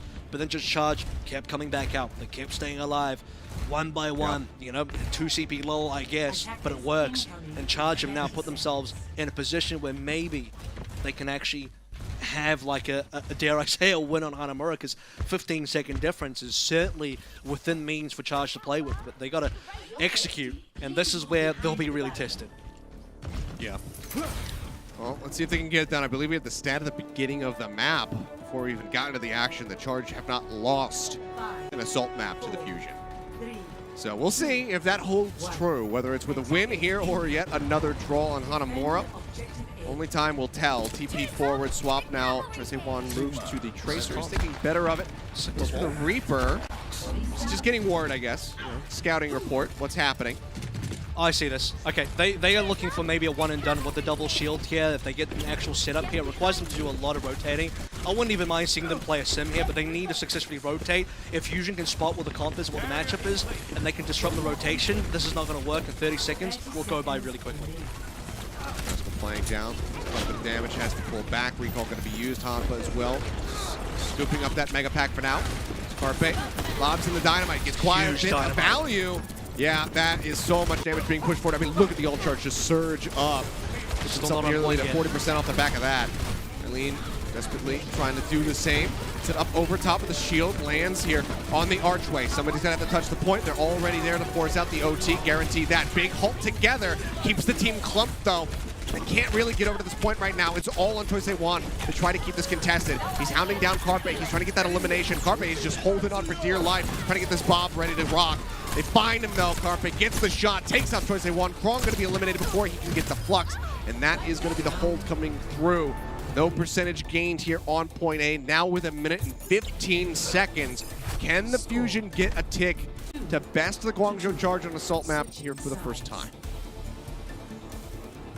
You know why At least on Hanamura. Philadelphia haven't taken a Assault map is because the last time they played it, despite it being a 3-0, they drew Hanamura, and now Guangzhou Charge, the best they can do is draw Hanamura again. So the draw Hanamura strat has to be out in full force, and at about 30 seconds remaining, when I see that Guangzhou Charge is still stuck at the front doors, I'm like, no, this is not going to happen anymore, because, again, for this double shield to work, they actually need to make a long rotation, sit up on the point, have the firing lines to contest properly, and then have this kind of front-to-back battle with Fusion on the point. If they can't even get to the point, there's just no chance at all. So they got to focus on the rotation. This is why I wanted to see a sim maybe, just to help them get around the map. If you're going for a one and done, just to get a tick or two on A to make it, you know, worthy of competition here, you have to fight for the point, and Charge never got there. So Fusion now have the opportunity, get a clean sweep 3-0. Charge now looking for a very mighty draw. Get behind me. Yeah, I mean, mighty indeed. They're going for the Genji yet again here from Choi Se-won, which is very risky.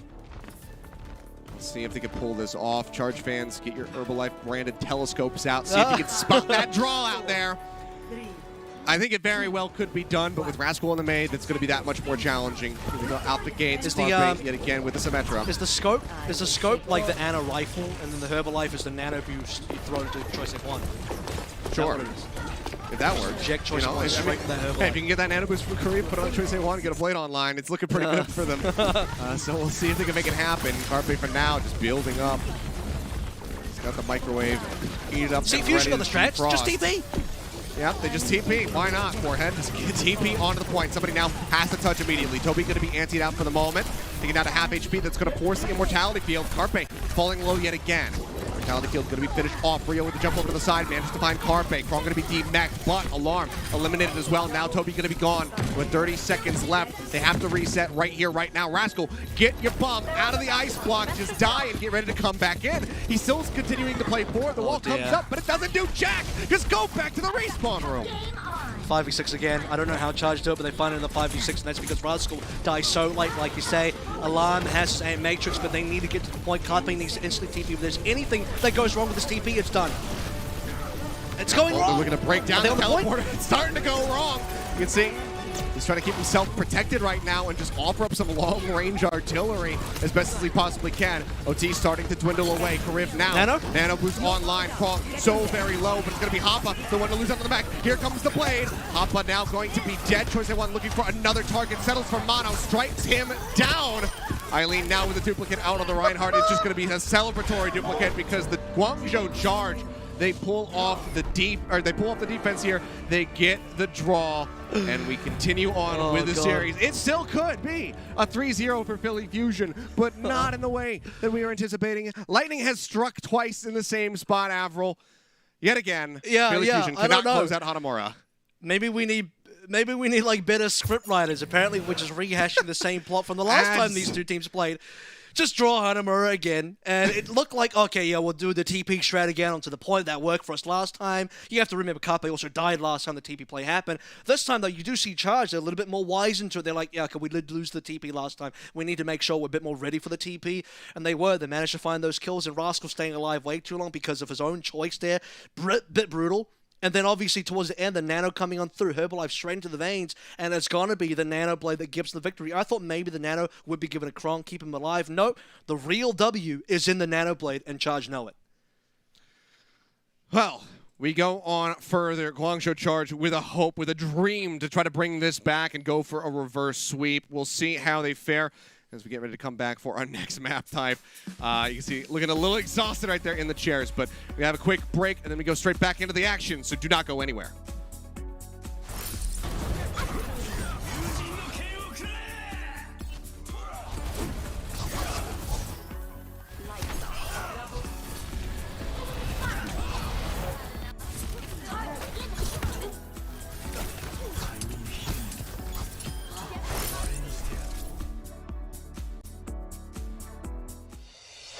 Coca-Cola is the official refreshment of the Overwatch League.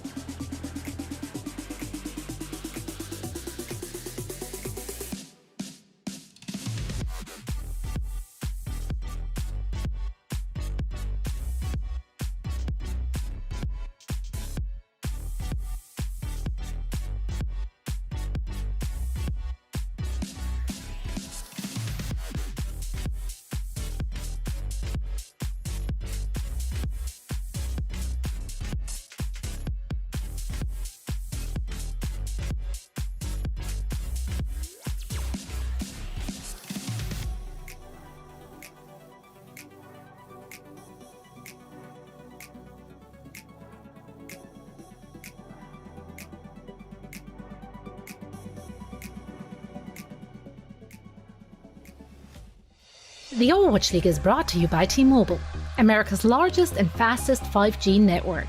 Set your sights on the competition with T-Mobile.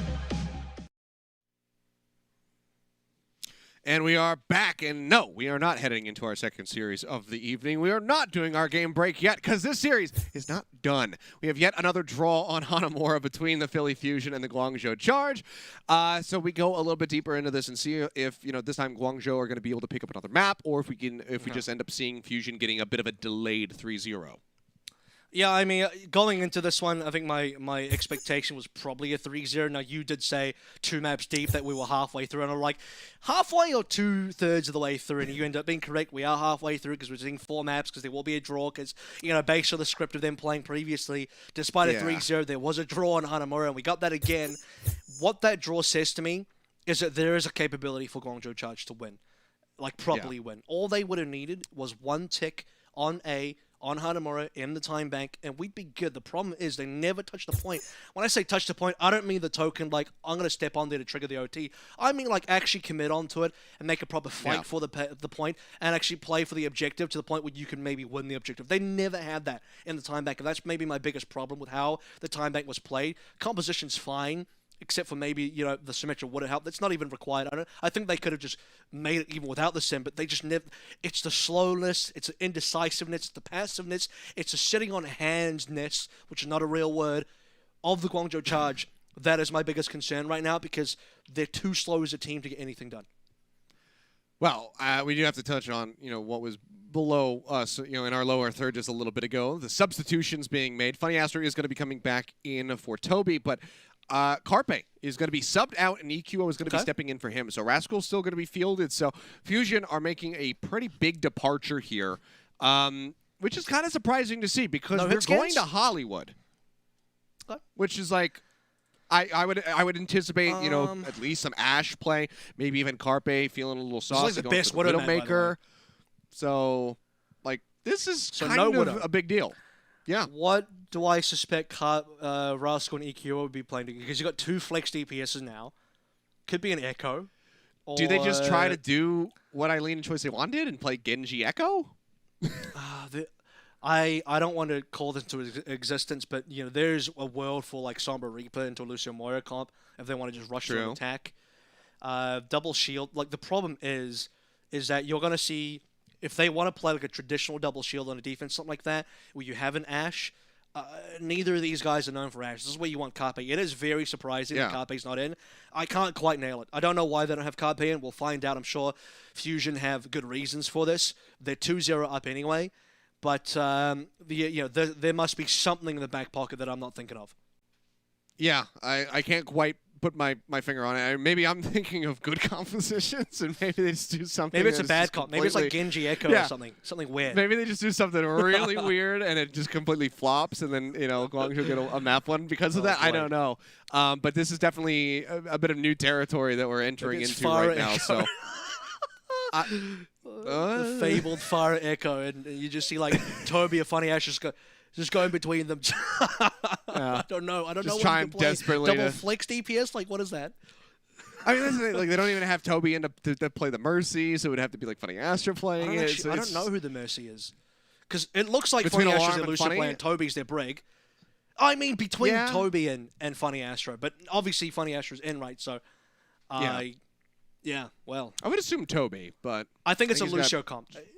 If Funny Astro's in, I think it's a Lucio-based comp. If it's a Lucio-based comp, I think it's going to be Reaper Sombra. That'd be my initial. And I'm assuming it's a good comp and not some troll comp, obviously. Even though I think Lucio Moore is not good, but whatever. The Fusion are certainly hoping so, as are we. We want to have a good, clean fight. We want to, well, maybe not clean. I'm fine with the down and dirty, but I want it to be close, so we'll see what happens here. Either way, it's certainly surprising to see. We are jumping into game, though. Just had to, get our little substitutions set up and ready to roll, but now they are all squared away, so we can jump in here and see who is going to be able to take Hollywood. And potentially, if the Fusion can close out this series, or if Guangzhou can, in fact, potentially make my pred, real. And everyone else's because pred. I did go for a 3-1, but you did. Okay. I'm also fine. I'm also fine for this to go deeper and maybe even see the attempt at the reverse sweep. Guangzhou Charge are going to be first on the defense. Seems like they're going to be going for the Echo Tracer. Otherwise, nothing really going to be shaken up here. Yeah, Reaper Sombra. Yeah. I knew it. All right. It does hurt me. Part of the reason why I also don't think this is good for Philly especially is because Alarm has to play Moira. He doesn't play a bad Moira, but he doesn't get to play his God tier Ana or his elite tier Zen. He doesn't get to be on those heroes. He has to be on a Moira. This is just like putting a Lucio God on a Mercy sometimes, which in the hands of DJ Gon is probably a good thing because he feeds less, but in other people's hands it's like, oh no. But we'll see. The goal here is they're going to just try and rush through. We'll see how Charge can actually handle the speed of this. If there's one thing that you need to be very good at as a team for this comp to work is speed. Dallasfield showed you how. We'll see how Fusion can, basically replicate that blueprint.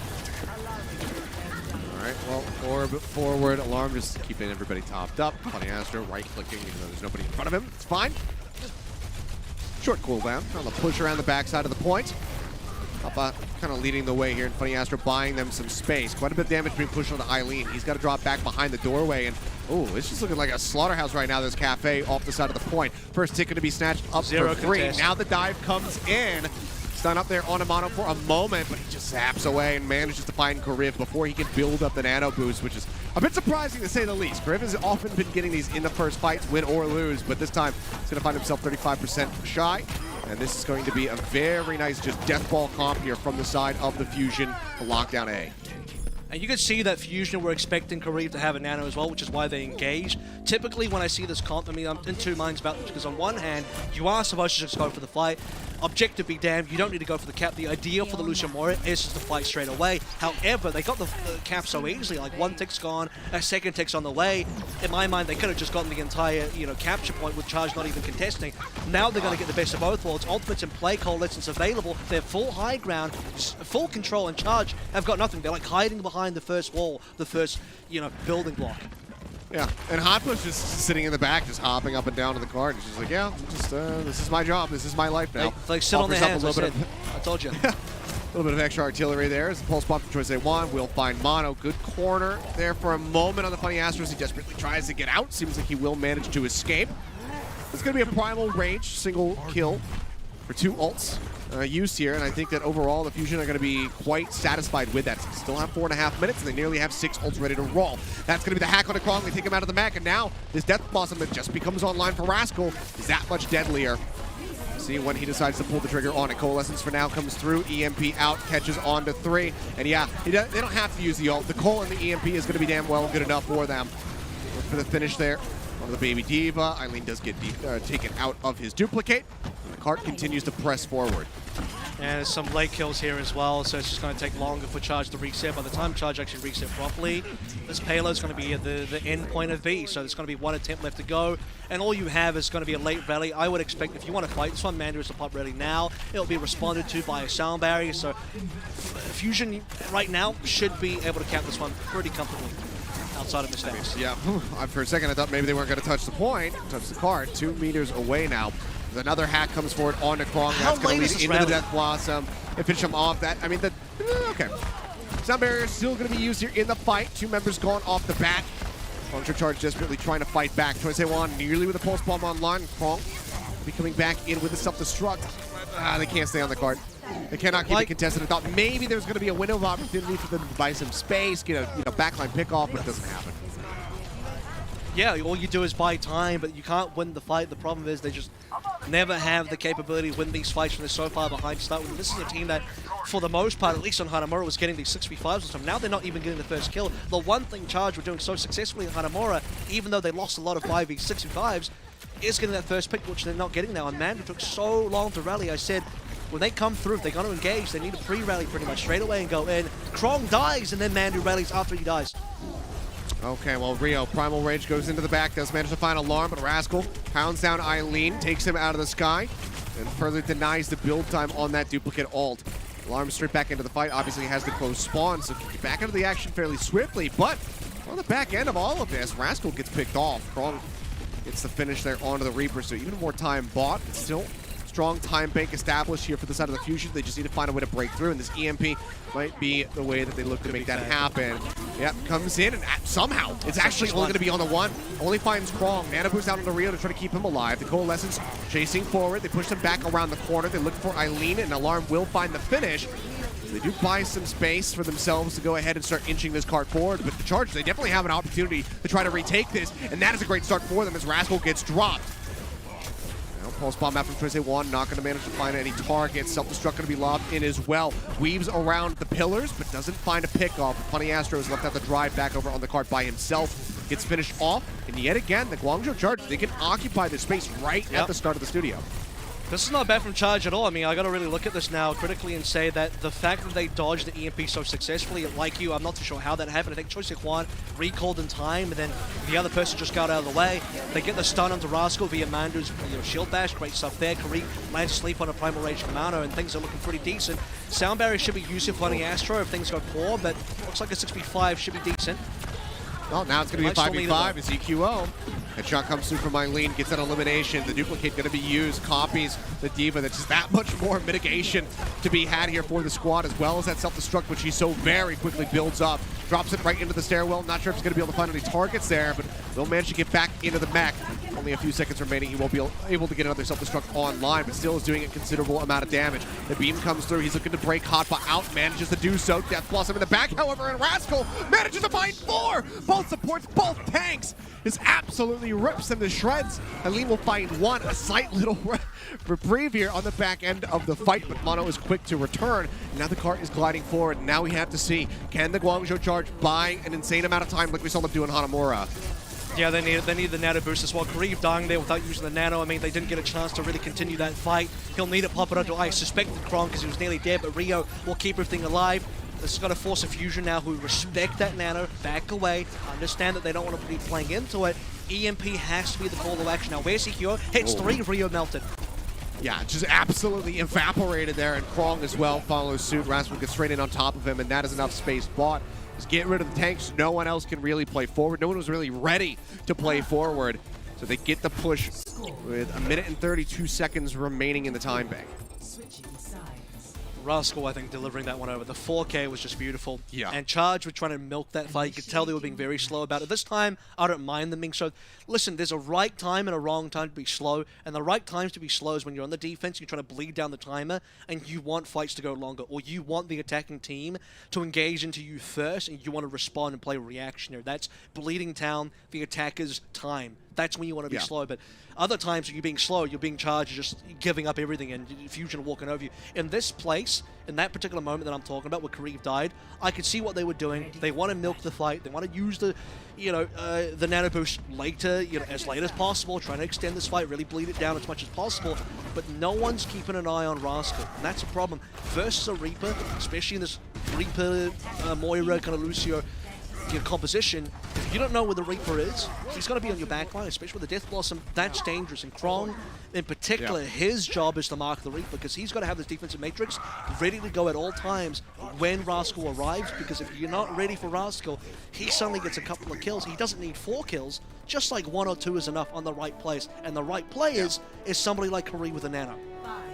And it's just, strange to lose track of Rascal. Krong is so good at tracking Sombras. That's why he, became like a, he was in talks for like an MVP candidate of the year, Roll Star for tank. But so he can track a woman who can literally turn invisible, but not Spooky Ghost Man, who makes noises everywhere that he goes. Maybe it's too hard to do both. So that's a little perplexing, but we'll see how the Charge fare on their attack. They find EQO for a moment, force him to recall out, or rather, translocate out. Genji? Dude, how do I know Yep. It's Choi going back to spawn. It's Choi going back to spawn, and he's like, yeah, I think it might be Genji time. We communicated telepathically, and I thought about the Genji, he thought about the Genji, and we connected. I want to go for the Najin Black Sword, as you said earlier. I'll tack on the. I didn't say the Najin sword, but I get it. We'll go for that. Why not? It's historical and it is related to esports, so we'll go for that. They wish they could little Black Sword. Yeah, little minor dive coming through. EQO doing pretty decently on the EMP charge at the moment. It's going to be ahead of Eileen by about 30% at the moment. Hack goes forward onto Choice A1. He pulls back, keeps himself safe as Mono just takes a swing at Rio, but hasn't really gotten too many connections with this Rhinehammer, so it's going to be pretty well late on building up this Earth Shatter. Okay. This is going to be like a 130 nano. Kareev, okay, this team's not been taking enough damage. They haven't fed him enough. A 126 nano, it's still really late. It's about 26 seconds late, but they need to go for it now. They haven't really committed onto the point yet. Here we go, finally. And he's frozen. Wall's coming up. Yeah, just try and deny some damage. Everybody gets out of the stairwell rather quickly. Good place. Good rotations here from the side of the Fusion. EMP comes through. Manages to find 3, and the Guangzhou Charge look to pull back. They get themselves tucked in by the doorway, but it's not going to be good enough. Just got the primal. Yeah, just got it. Does get taken down at the back end. Now EQO finds a kill, just looking to go ahead and try to lap Eileen as best as possible. But we will have, this EMP blade online for the side of the Charge on the next take, but they need to make it work, because if they don't, then this very well could be a full hold. The reset is what hurts the most, because if Rio dies like half a second later and he actually primals just before he dies, and I think he was on like 99%, because he instantly dies and I see the tick come up, so he must have died right on the brink of it. If he actually primals, that's different. There's a 5-man now EMP, and Rascal's deleted. Yeah, Blade's coming through, and that's exactly what they needed. It works to a T. Good interrupt on that charge just to keep Choice A1 alive there. You can see a little shy grin on his face. Or sly grin is what I meant to say, but the cap will be coming through for the charge, so no full hold to be found. And I mean, honestly, April, the ult economy right now for the charge is not that bad. It's pretty equal with the Fusion. Yeah. Well, that's because you played an EMP, which is a farming ultimate. I mean, Choi did get some kills in there, but usually EMP is just going to let the rest of your team get the required ultimates. Rio doesn't have the primal, which is great. So it takes them an extra fight. The reset does still hurt them. My argument was, if Rio primals and then you play into the EMP sword, you probably get that win right in the previous fight. So they lose maybe about 30 seconds there. They'll now have to try and make up for it on this next engagement. Focus on a bit of car push here. This is where I don't want to see Kareem and Rio go too deep too early. Focus on payload first, and as Fusion come down, now you engage. Nano's out, but a hack coaster onto Rio, and Funny Astro responds with the sound barriers. They take the fight to the charge. Krong going to be melted out of the mech, forced to use the self-destruct. Doesn't find any value there, and Hoppa very nicely does deny the remake there from Krong. Now with Rio gone, there's no real way to stay forward here as good cutoff comes through from Rascal, just ensuring that Mondu cannot retreat. Good shot. Oh my god. Ooh, headshot too. Takes Eileen out of midair. It's going to be the Fusion asserting the dominance, and it doesn't cost them too much. Just going to be the sound barrier use with 4 ultimates still to go. Very cheap. I mean, this has completely thrown things heavily in the favor of Fusion now. I can foresee this going, another minute and a half to 2 minutes down before Charge are in a really good position to cap. Charge probably don't cap B until 30 seconds remaining now, something like that, unless Fusion really make mistakes on these ultimates, but they're so far ahead. Alarm probably opens up that Matrix first, and they might not even need to EMP this. Well, that's a good hack. There's one hack for the moment. Can't capitalize on it, though, to try to finish off the Genji, so he's going to be okay. Just pulls back. A couple of right clicks will get him that blade online. EMP, however, comes out from EQO, manages to find 3, and Hotba has the alley-oop! 3 members gone in an instant. Manu and Eileen all just completely eradicated off the face of the map. Yep, Mech as well. They get the finish on the Baby Diva. And now it's less than 2 minutes on the clock here for the side of the Charge, and they still have to make it to B and then finish the map with time. Can I actually say one thing? Is despite massive self-destruct kills being kind of impressive, like, yeah, it's cool, big kill feed, explosion, we get it. That's a clean reset for Charge now. If you're going to lose a fight, you want to lose in that fashion where everyone dies at the same time and you don't feed ultimates. Ooh. That's 4 players that die to self-destruct and do not feed ultimates. Now want to go in. Blade is ready to go. Just have to wait out the sound barrier. Yeah, they wanted to get on top of Alarm because that was a really good sleep dart out from Karib. Choice A1 has 4 HP and they just hound him down. Fortunately for him, he doesn't use the blade, but now Eileen going to be taken out of the sky, can barely, just so close to getting over to that Mega Pack, but even then, I think he would have been gone. And it's just a clean turnaround here from the side of the Fusion. Good sound barrier timing there from Funny Astro. Choice A1 tries to wait it out, and they just absolutely focus fire the hell out of him. Yeah, I mean, that was I gotta say, a pretty big overreaction to the threat of the blade, like, your white blood cells in an analogy, but at this point in time, you want to play, sure, you play the sound barrier plus then also the Blizzard here just to make sure the Nano Blade isn't going to be effective, and it doesn't end up being effective because Choice A1 gets taken very low. Now, could they have better Blade anyway? If he gets healed back up and still goes, I think that's possible, but getting that kill, dropping him down to 4, that's beautiful stuff, and then the overcommitment of the sound barrier and Blizzard ends up being worth. Okay, this is what I was going to say. Maybe go for the duplicate to start things off. Eileen does go for the Diva. That's extra protection for the Genji if he decides to dive in, but you can see Choice A1 is playing patiently here. Hack comes out, as we do see the EMP hit coming in from EQO. Manages to find 2. Choice A1 drew out the blade, but now is going to be frozen for the time being. Slashed his way to a kill on the EQO. Managed to survive, but that's as good as it got for his ult. Rascal cannot escape off that high ground. Somebody's going to have to touch the card at the moment. Okay, there we go. Somebody does get it. I thought they were not going to get it, and they were just going to C9 the point. Does not happen. Now they have it inching forward. Let's see just how far they can take it, because they need to get it all the way into B, and then they need to storm their way into the finish here of this map. Bionade out from Kareev is going to be absolutely huge. Nano Boost rolling on Rio just to try to zone them back. Get that next Primal Rage online. Strong can buy extra space as well with this self-destruct. Let's see if he can make it happen.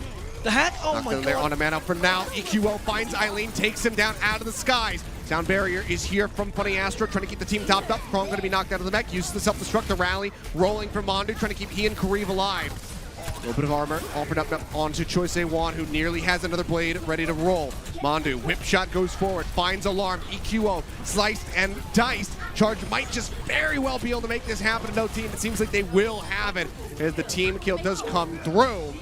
Another minute and a half added to the time bank, but they need to finish this map with time if they want to have a chance at winning this out. Otherwise, they're going to be playing yet again for a draw.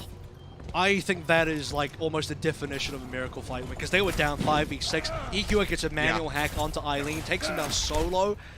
But then Charge, they manage to do the damage required. They survive, and everybody's, you see Alarms, POV, he's caught indoors, can't use the Ant Matrix, and things are looking poor for the Philadelphia Fusion. We're losing all their HP, and suddenly Charge had turned things around. They probably shouldn't have won that fight, but now they've been gifted an opportunity to finish this map. The problem is, just like we saw in Gibraltar, they need to do this in one go, and they got to do it flawlessly. Okay, well, Primal Rage leads the charge. McCrong isolated, taken out. Now Rio going to be the focus fire. He's trying to get out, but he's not going to be able to do so. Only EQO going to be found, but with 2 tanks down, Choice A1 pulls the place, goes for the nano. Maybe. He finds Alarm, he finds Rascal. Has he actually turned this around? Gets rid of Hotfa. He makes him kills off the Baby Diva. Mono with nowhere to go will get finished off, and just like that, it's an extended team wipe. They have to make this happen right here, right now. There's still members running back to rejoin in with the rest of the charge. They have no ults to speak of. Can they make this happen? I can't believe that. The EMP's still available. The EQ can really stop this now. If he lands on enough plays, he's been revealed. He has to go for it. Yep, lands on 3. Does manage to make it happen. Yeah, Choice A1 going to fall down. Both supports, however, still going to be safe for the time being. Choice A1, does he see with the Genji? Does he try to swap over onto something else? They're zoning them back at the moment here with the Deadeye. They get the touch in there just for a moment. The flashbang comes through, and Eileen is absolutely ripped apart from D-Mech, just 6% away from his self-destruct, which he so desperately would have loved to have had. Choice A1 is alive, but he has got no hope, no blade available, no Kariv to back him up. The Philly Fusion will successfully defend here at the end of Hollywood to close out this series 3-0. A little asterisk topped in there because of the draw. Wow, that really upped my heart rate right towards the end there. I actually started to seriously believe, because Charge turned around 2 fights that looked like it was over. And you heard me audibly let out this disappointed sigh because it was like they're kind of nano-bled into a lost fight. This is it. They're going to be done. They're not even going to see the end of Hollywood.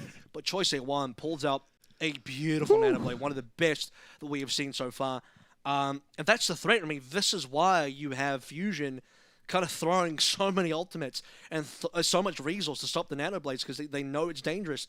Even though the nanoblade came on through, the difficulty there was the nanoblade, to me, needed to happen on what would have then been the final fight that gets the Kaya, the payload across the line to actually get you in. Because the problem is, you've nanobladed to save a fight, cool, but now you can't cap because you've got no resource left, and that unfortunately means they've run out of fuel. They've run out of gas towards the end. They get almost to the finish line, but they haven't done this fuel management thing properly, and their race car just kind of puts out into dust and just doesn't reach the end. So, yeah, not enough resource there, but a decent showing. Nearly got a cap, nearly got a time bank.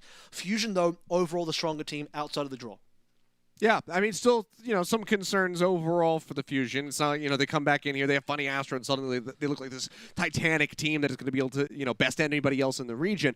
But still, overall, looking quite good. For the Fusion, it's good to see these, these faces that we haven't seen for so very long playing here in Korea in person with the rest of the squad on cam. So, grateful to at least see that. I'm sure Fusion are going to be grateful to avoid, extra overtime rounds, a potential other, another draw potentially there on Hollywood had they been able to get that finish.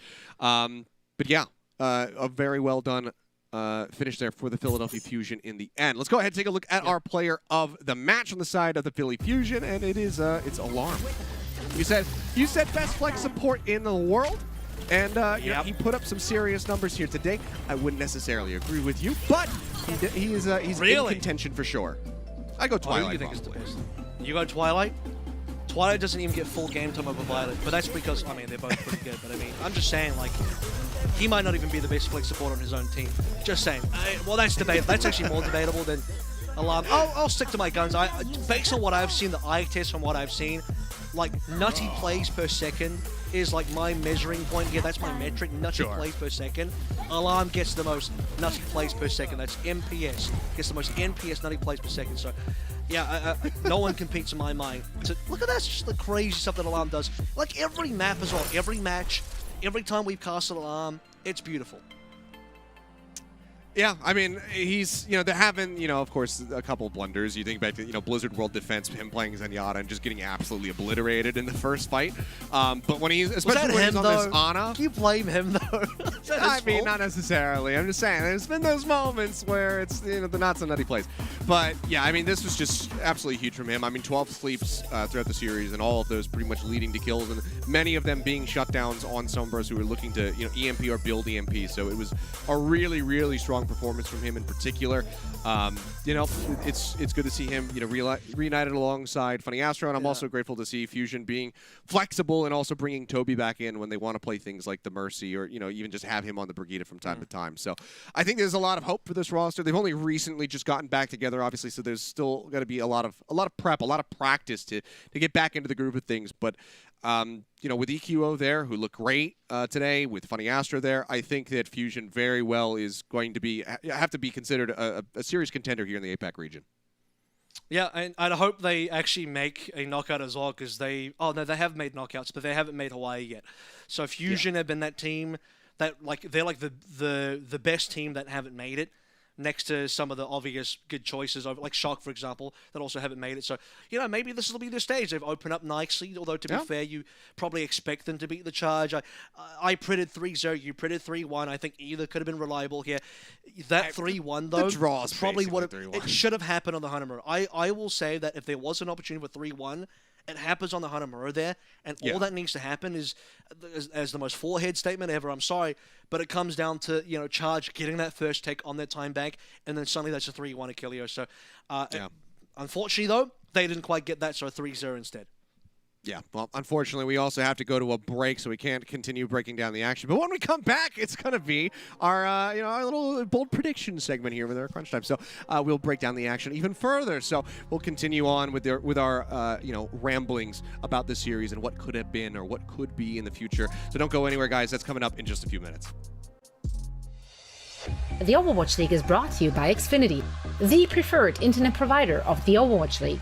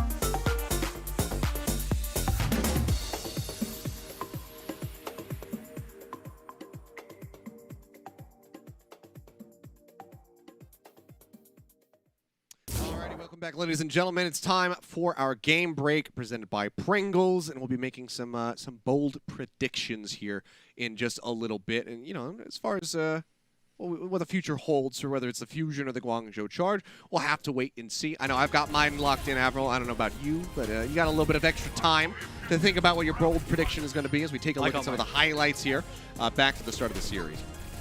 Yeah. Do we hold the prediction? You ready to go? We'll milk the prediction a little bit further. But, good highlight. No, just go for it. I'll say mine. at the risk of being proven wrong immediately in the next matchup, I think this is Seoul's opportunity to make Hawaii. Seoul will go to Hawaii. Okay. They will be one of the top 2 teams out of knockouts. They will be one of the 2 representatives from APAC going to Hawaii, probably next to Shanghai, if I'm going to be honest.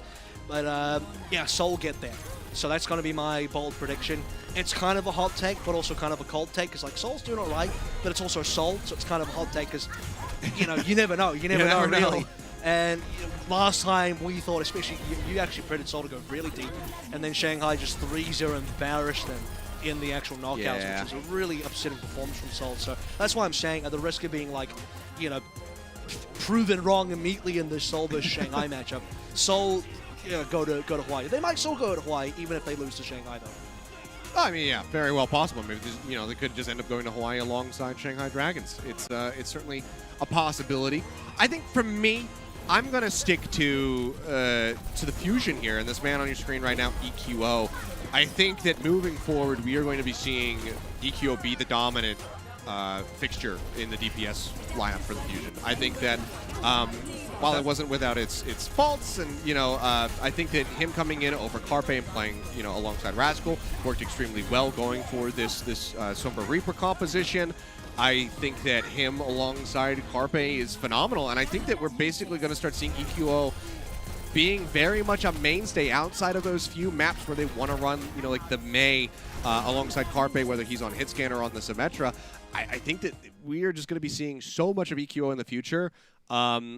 I don't know realistically like where everybody else kind of like fits into that. I think that EQO was almost always going to be there. I'm expecting like an 80% playtime for this, you know, this whole tournament stint potentially. Like an EQO away sans, an A-sans, you know.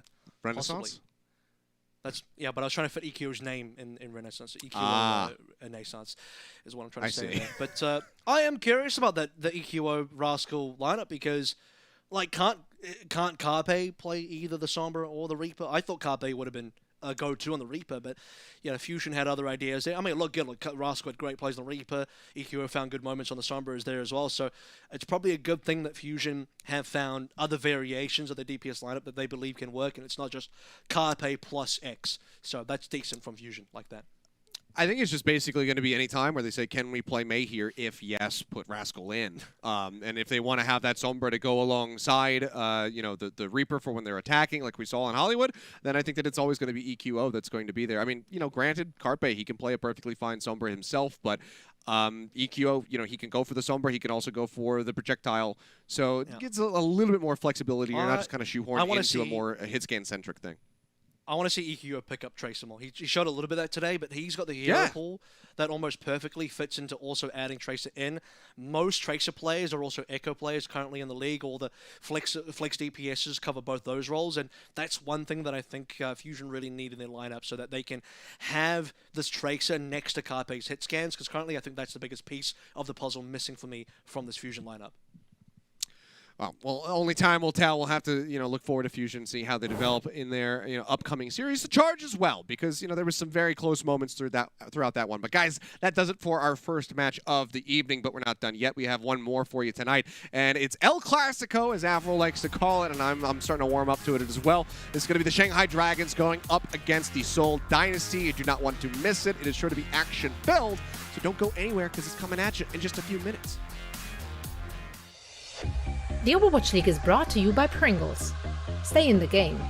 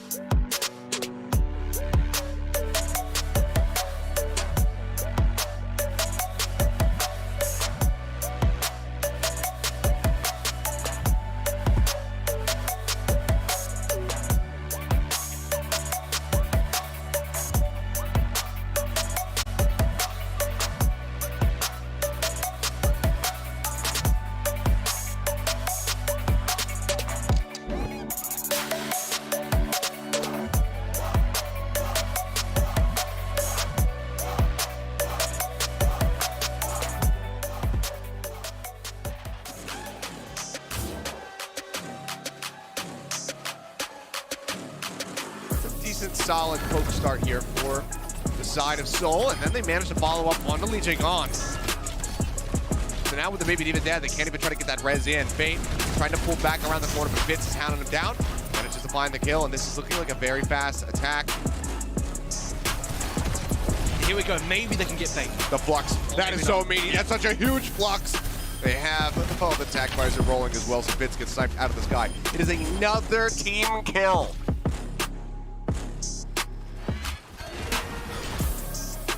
Let it down again. Fitz is opening up really big. Good hold. Huge pick up there. Another headshot now as Lip is dead as well. It's just going to be the Fitz and 2U show in the kill feed.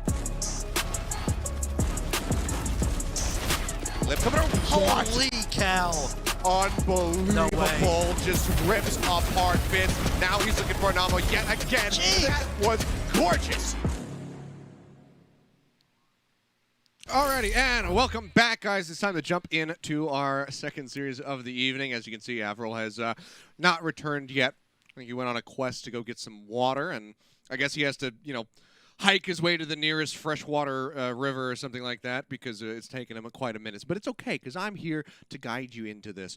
This is going to be a banger of a series. Cannot wait to jump into the action here as we have Seoul Dynasty going up against Shanghai. I think I hear Avril coming back right now. There he is, putting on the headset. Hey, buddy, we're live. Avril Arrive emote will be the next one that we put onto the list. There we just go. prep for it. How does it go again? How did you... Oh, you got to take off the headset. And... There you go. Sorry. Oh, that was the and then leave. you put I it did on. the leave, but yeah, you just got pop Avril up. Arrive. There it is. So it's good to have you back. I was just telling the people that we got an incredible series on our hands. It is really good, and I have a little bit of a fear though, because the last time I gassed up the series I was like, this is going to be best series ever. It's Seoul versus Shanghai, the best two APAC teams, and they're going to duel it out. It's going to be incredible. It was like a 3-0 stop. To be fair, it did deliver us one of the best Lucio Lee Jae-gon performances we've ever seen. 10 kills, 10 environmental kills, which is like the most. I think that's a league record so far on a single map, or maybe even in a single series. He did it in a single map. Yeah. So in that regard, it was great. However, I mean, the rest of it was a bit of a blowout. Great for Shanghai, but one of the probably the worst showings we've seen from Seoul, sadly.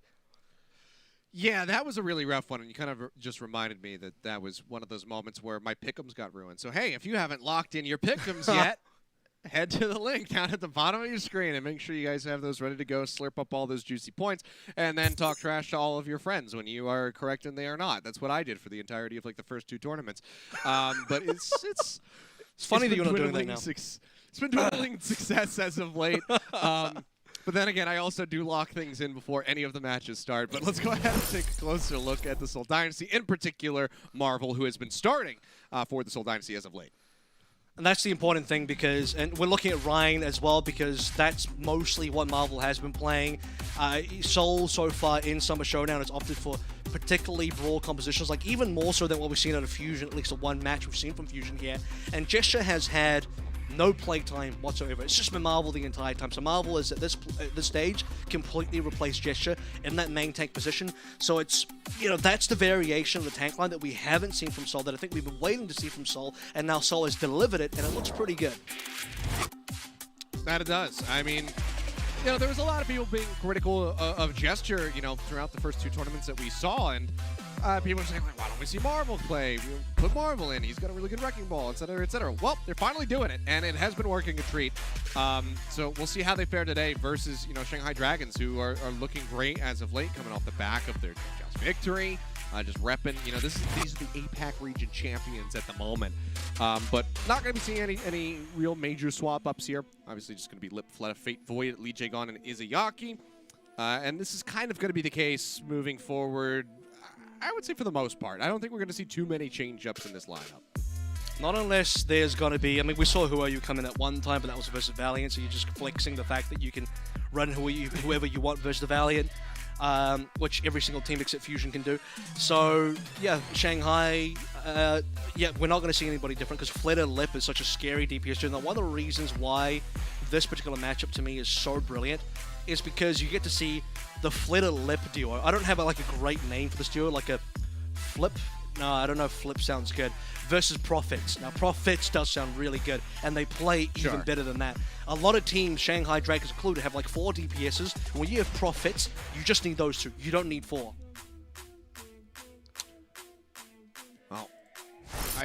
Well, I happen to agree with you. I mean, we've gassed them good. up several times. And I'm Excellent. trying not to do it right now because the last time these guys squared off, we were really gassing up Prophet and Fitz, but then it didn't really work out super well. So I'm trying to come into this with tempered expectations a little bit, just to try to help ensure that we get a really close series. That would be the One hope. of those mechs is mine. Have you ever seen Really? the shooting star cinematic? There's that Yeah, I have. character. His ID is King, and he looks just like me when I was in high school because I had long hair and was always pushed to the Okay. side. I was going to say they all look like anime characters, and you're a little too Western to fit that. But in high school, I'll Sure. believe if you say so. If you say so, I'll believe it. All right, right here. Hopefully one day I'll become a playable character in Overwatch. Please make it happen. But right now, Wrecking Ball out for Fate Marvel. Just going to be sticking to the Reinhardt. So we do have. I like to call this now the the football comp because we've got the Sigma and the Wrecking Ball. Oh yeah. We'll see if that sticks. Jump across the side. Big shielding coming through now. Prophet It's so be taking Finch down of the you. bat. Do what I can. Lip falling low, but he gets creative on the fadeaway. And he's building up so swiftly right now towards this EMP. 62% on the board right now for him. 2U just obliterated as he gets knocked out of the mech, and it's a very easy, quick cap here for the Shanghai Dragons to start things off. And a lot of damage coming from Lip as well. Lip Sombra is a thing of legend, something we haven't seen for quite some time, probably for good reason. As, to be honest, Lip has been the most 50-50 Sombra player. It's on the heads, if we flip the coin, it lands heads, he's the best Sombra lord. On the tail side, he doesn't hit anybody on the EMP, so that will be tested now. EMP is coming online in this next fight. It's about 20% away. This needs to land exceptionally well because you're playing versus Brawl. If you catch somebody like Prophet, that's when you're going to make some money. Flashbang not going to connect the pitch, just quite far away. Doesn't manage to make it happen. Hack on the Marvel, doesn't really get punished, manages to play safe.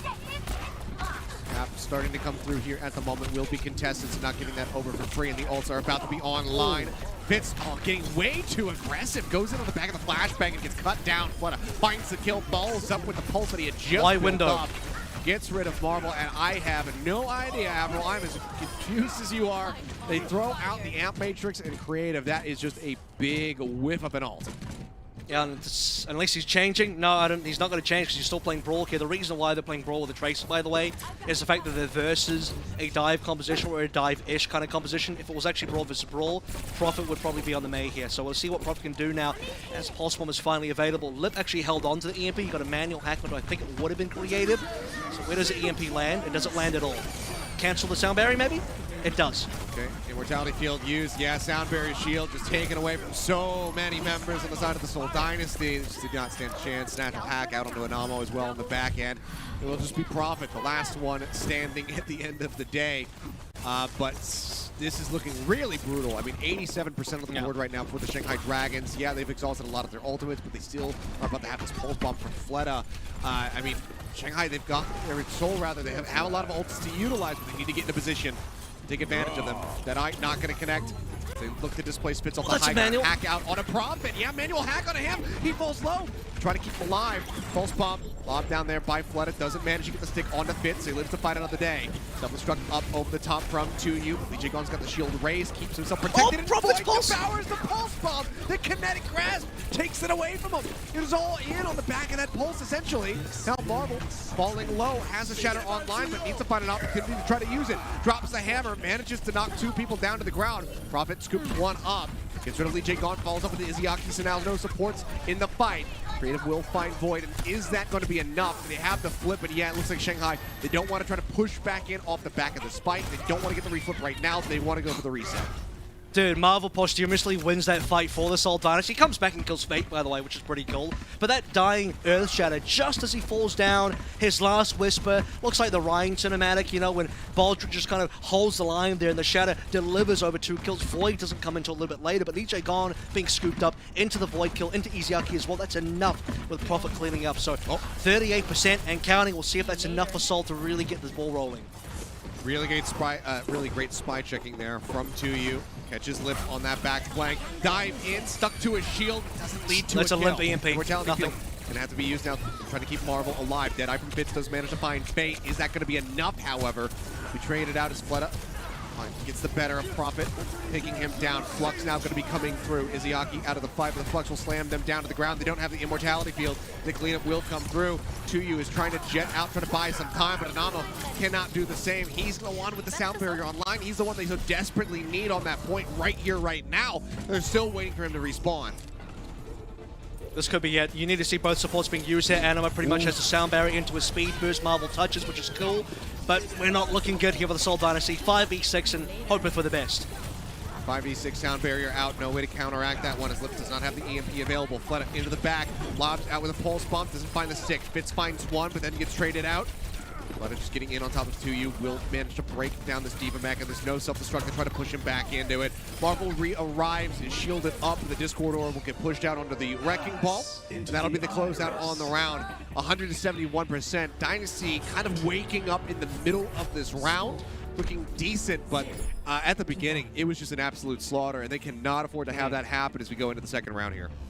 And every single fight as well, Lip's going to have an EMP, and like he's the best worst Sombra I've ever seen because by the way, Lip has the most damage on a Sombra. This is crazy as a stat because there is no way. Sombras should never be your highest damage dealer in the entire game because Sombra itself, as a hero, very passive. But he's got the most damage of all the DPSs, and at one point he was doing 10k damage per 10 on the Sombra as well. The bad side, and this is where we flip that coin, you get the tails, he hit a 0-man EMP, which is so classic of Lip. He does these so many, I call it a limp EMP because it's exactly what it is. He just doesn't get anything done. And even then, Shanghai win the fight. That's how good Shanghai are. An EMP goes off, nothing happens from it, and they just clean up. Well, now, second lease on life for the Seoul Dynasty as they look to turn things around here on Sanctuary. Marvel already taking quite a beating as Fate surges forward towards that minefield. 30% of Marvel's 10. Pushes forward, tries to get that Mega Pack out. He barely manages to grab it and then escape. Could have been a big punish coming through. Fate rejoins back over onto the point, however. Stopping this cap from coming in. It finds Prophet. I don't even think he was hacked. I think he just managed to find the kill. There's more room opened up now for Fleta. Doesn't have to worry about that enemy tracer harassing him. He tries to get this pulse online. 70% now. Looks forward. Okay. In on the creative, and he gets the finish with the help of Fate to come crashing in. Fitz will go down as well. Fate claims 2 of these kills. Cap is locked down. Shanghai in control. Lipper's right now, and I hate to say this, but he's like playing a better Tracer than Prophet is on a Sombra. That'll probably change in a short while. It's great. Like, Lip's nearly got an EMP. He solo kills Prophet and then gets a kill into Marvel with some assistance from a teammate.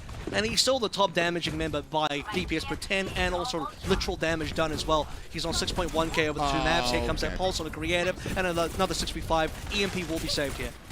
Such a great lurk from Fleta. Catches creative completely off guard. And I mean, even if you had, Transcendence in that moment, you don't really want to use it. You're so far away from the point, so it was just a win-win for Fleta. Now EMP comes crashing through. 4 members hacked. Anamo going to fall. The DPS broken down to you. Trying to keep the mech intact, and he barely will manage to make it back into the spawn. A near back cap has been found there, but Shanghai will retain control. I mean, just look at what they're stacking up right now, Avril. Both support ultimates online. Minefield. This is insane. And they were pretty much spawn camping just then as well. They're going to let it go now because you don't want to spawn camp without the EMP, but that was what happens when Lip actually does land the EMP. If Shanghai wins when Lip hits 0 on the EMP, you can imagine how hard they win when they hit multiple. So that was pretty deadly there. Rally comes on through. Animo needs to respond with his own rally. He does. Minefield down from Fate with a pile driver, looking to knock them in, but now needs to just try to escape and stay alive. Rally armor pushed out onto Izayaki to make him that much more impenetrable, that much more indestructive. Up over the top. The Deadeye timing is good from Fitz. He does manage to find Void, denies the remake. Creative going to be forced down to plot that Transcendence, but the rest of the Shanghai Dragons are collapsing in onto the point to make sure that the Dynasty cannot get this flip coming through. Pulse Bomb going to be taken away. Poor timing from Fleta and a great opportunity from Tuyu. Manages to nom that one up with the pile driver from Fate. Finds Fitz. Now Creative going to be taken down. Answering trade out here on the Zenyatta, but it's just looking all red in the kill feed at the moment as the Shanghai Dragons take us into overtime, and Fate goes into the back, looking to delay and push off any members of the Seoul Dynasty. He does just that, and with a very swift map 1 win, Shanghai Dragons will take Busan 2-0, with that last round being 100-0. Dominance. I mean, it was a little bit closer on the mecha base, and that's because, like you sort of said, you had this resurgence from Seoul Dynasty midway through. They won a couple of fights, and off the back of well, they did actually manage to, find some decent pickups. So Marvel had that shatter as well, so not too bad. But as soon as we move into the non-brawl composition for the Seoul Dynasty, we head over to Sanctuary, Lips running around them. It's still wild to me that this guy will get a solo frag and opens up kills as a Sombra. That's typically what a Tracer does. So when I said he's playing the Sombra like a Tracer, you've got like 2 Tracers on this team because the Sombra is out-damaging both Tracers on both teams, and that just shouldn't happen. This is why I think Lip is easily the best hit scan in the APAC region and possibly in the world as well. I mean, yeah, he certainly puts up numbers. I mean, this was some wild Sombra play from him. Not since the likes of, Doha on Element Mystic have I really seen that full-blown just DPS Sombra play. It's really good stuff here for the Shanghai Dragons. Seoul Dynasty probably going to be reeling a bit after that loss. We'll see if they can bounce back and try to tie things up on map number 2 when we come back from the break.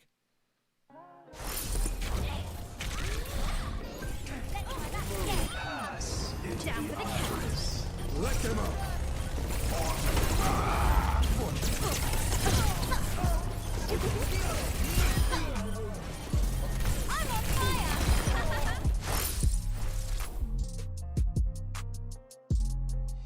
The Overwatch League is brought to you by T-Mobile, America's largest and fastest 5G network. Set your sights on the competition with T-Mobile.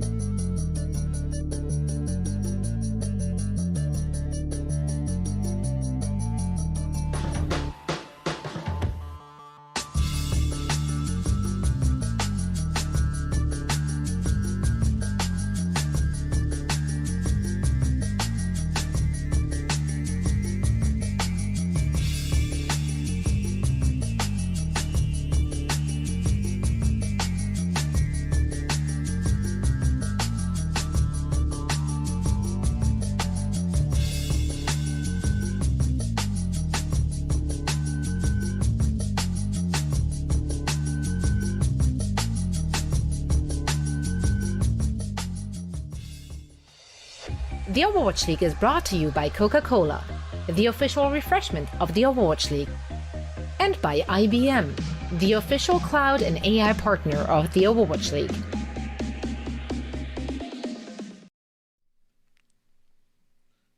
And we're back, ladies and gentlemen, yet again. Just kidding. Just yeah, kidding. he's here. Had to get you one more time. But yeah, it's the rule of threes. You always do a joke twice, never three times, because then it's going to be too much. Or is it never more than 3 times? I don't remember. Either way, it doesn't matter. This is already looking like a one-sided series. Avril, we're one map deep in case you're just now joining us, whether you've woken up. But yeah, maybe we overhyped this one yet again. It's my fault. I said this was going to be the best matchup, and once again, it's looking like a roll.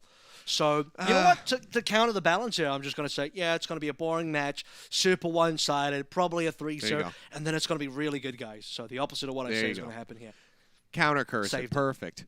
Yeah, we'll see. We'll see maybe if that's going to work out. We're going to be heading to Route 66, which is the first time that you and I get to cast this one, as it's just been added to the map pool for the first time this year. So it's going to be a fun little experiment to see what these teams have prepared. We've already seen Route 66 play, over in the NA region especially. Seen a couple maps over there. Well, so I'm excited to see what these guys are going to piece together and what we're going to have played. Not going to be any changes on either roster, so we should be able to jump into this map pretty quickly here and see what they do have for us. And so far, in this kind of Flip versus Profits, I've landed on Flip, as that it rolls off the tongue the easiest, and it makes sense. It's straight to the point. It's also Flip a little bit like Profits. It's like a coin flip. Which describes Lip's performance on the Sombra. It's a coin flip. So, and despite the greatest part about that coin flip is that even on the tails, Shanghai still roll. Like I said, there was a fight in there where Lip hit 0 on the EMP and they still won. So, does it even matter now? Who knows?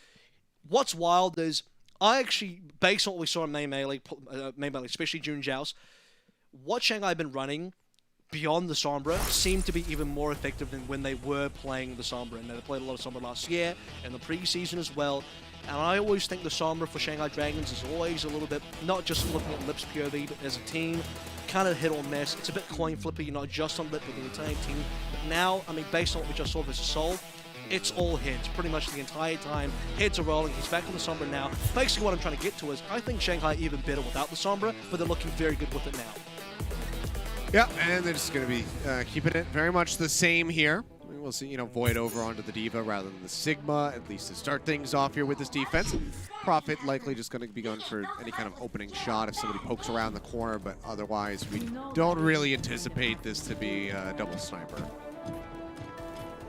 It would be wild, though. I haven't seen Profit on the water for a long time. Fitz has mainly taken over the hit scan duties now, which he will, once again, when I say hit scan, I'm talking about like the hard sniper-esque kind of hit scan, not like the tracking hit scan, which is what Profit's playing now.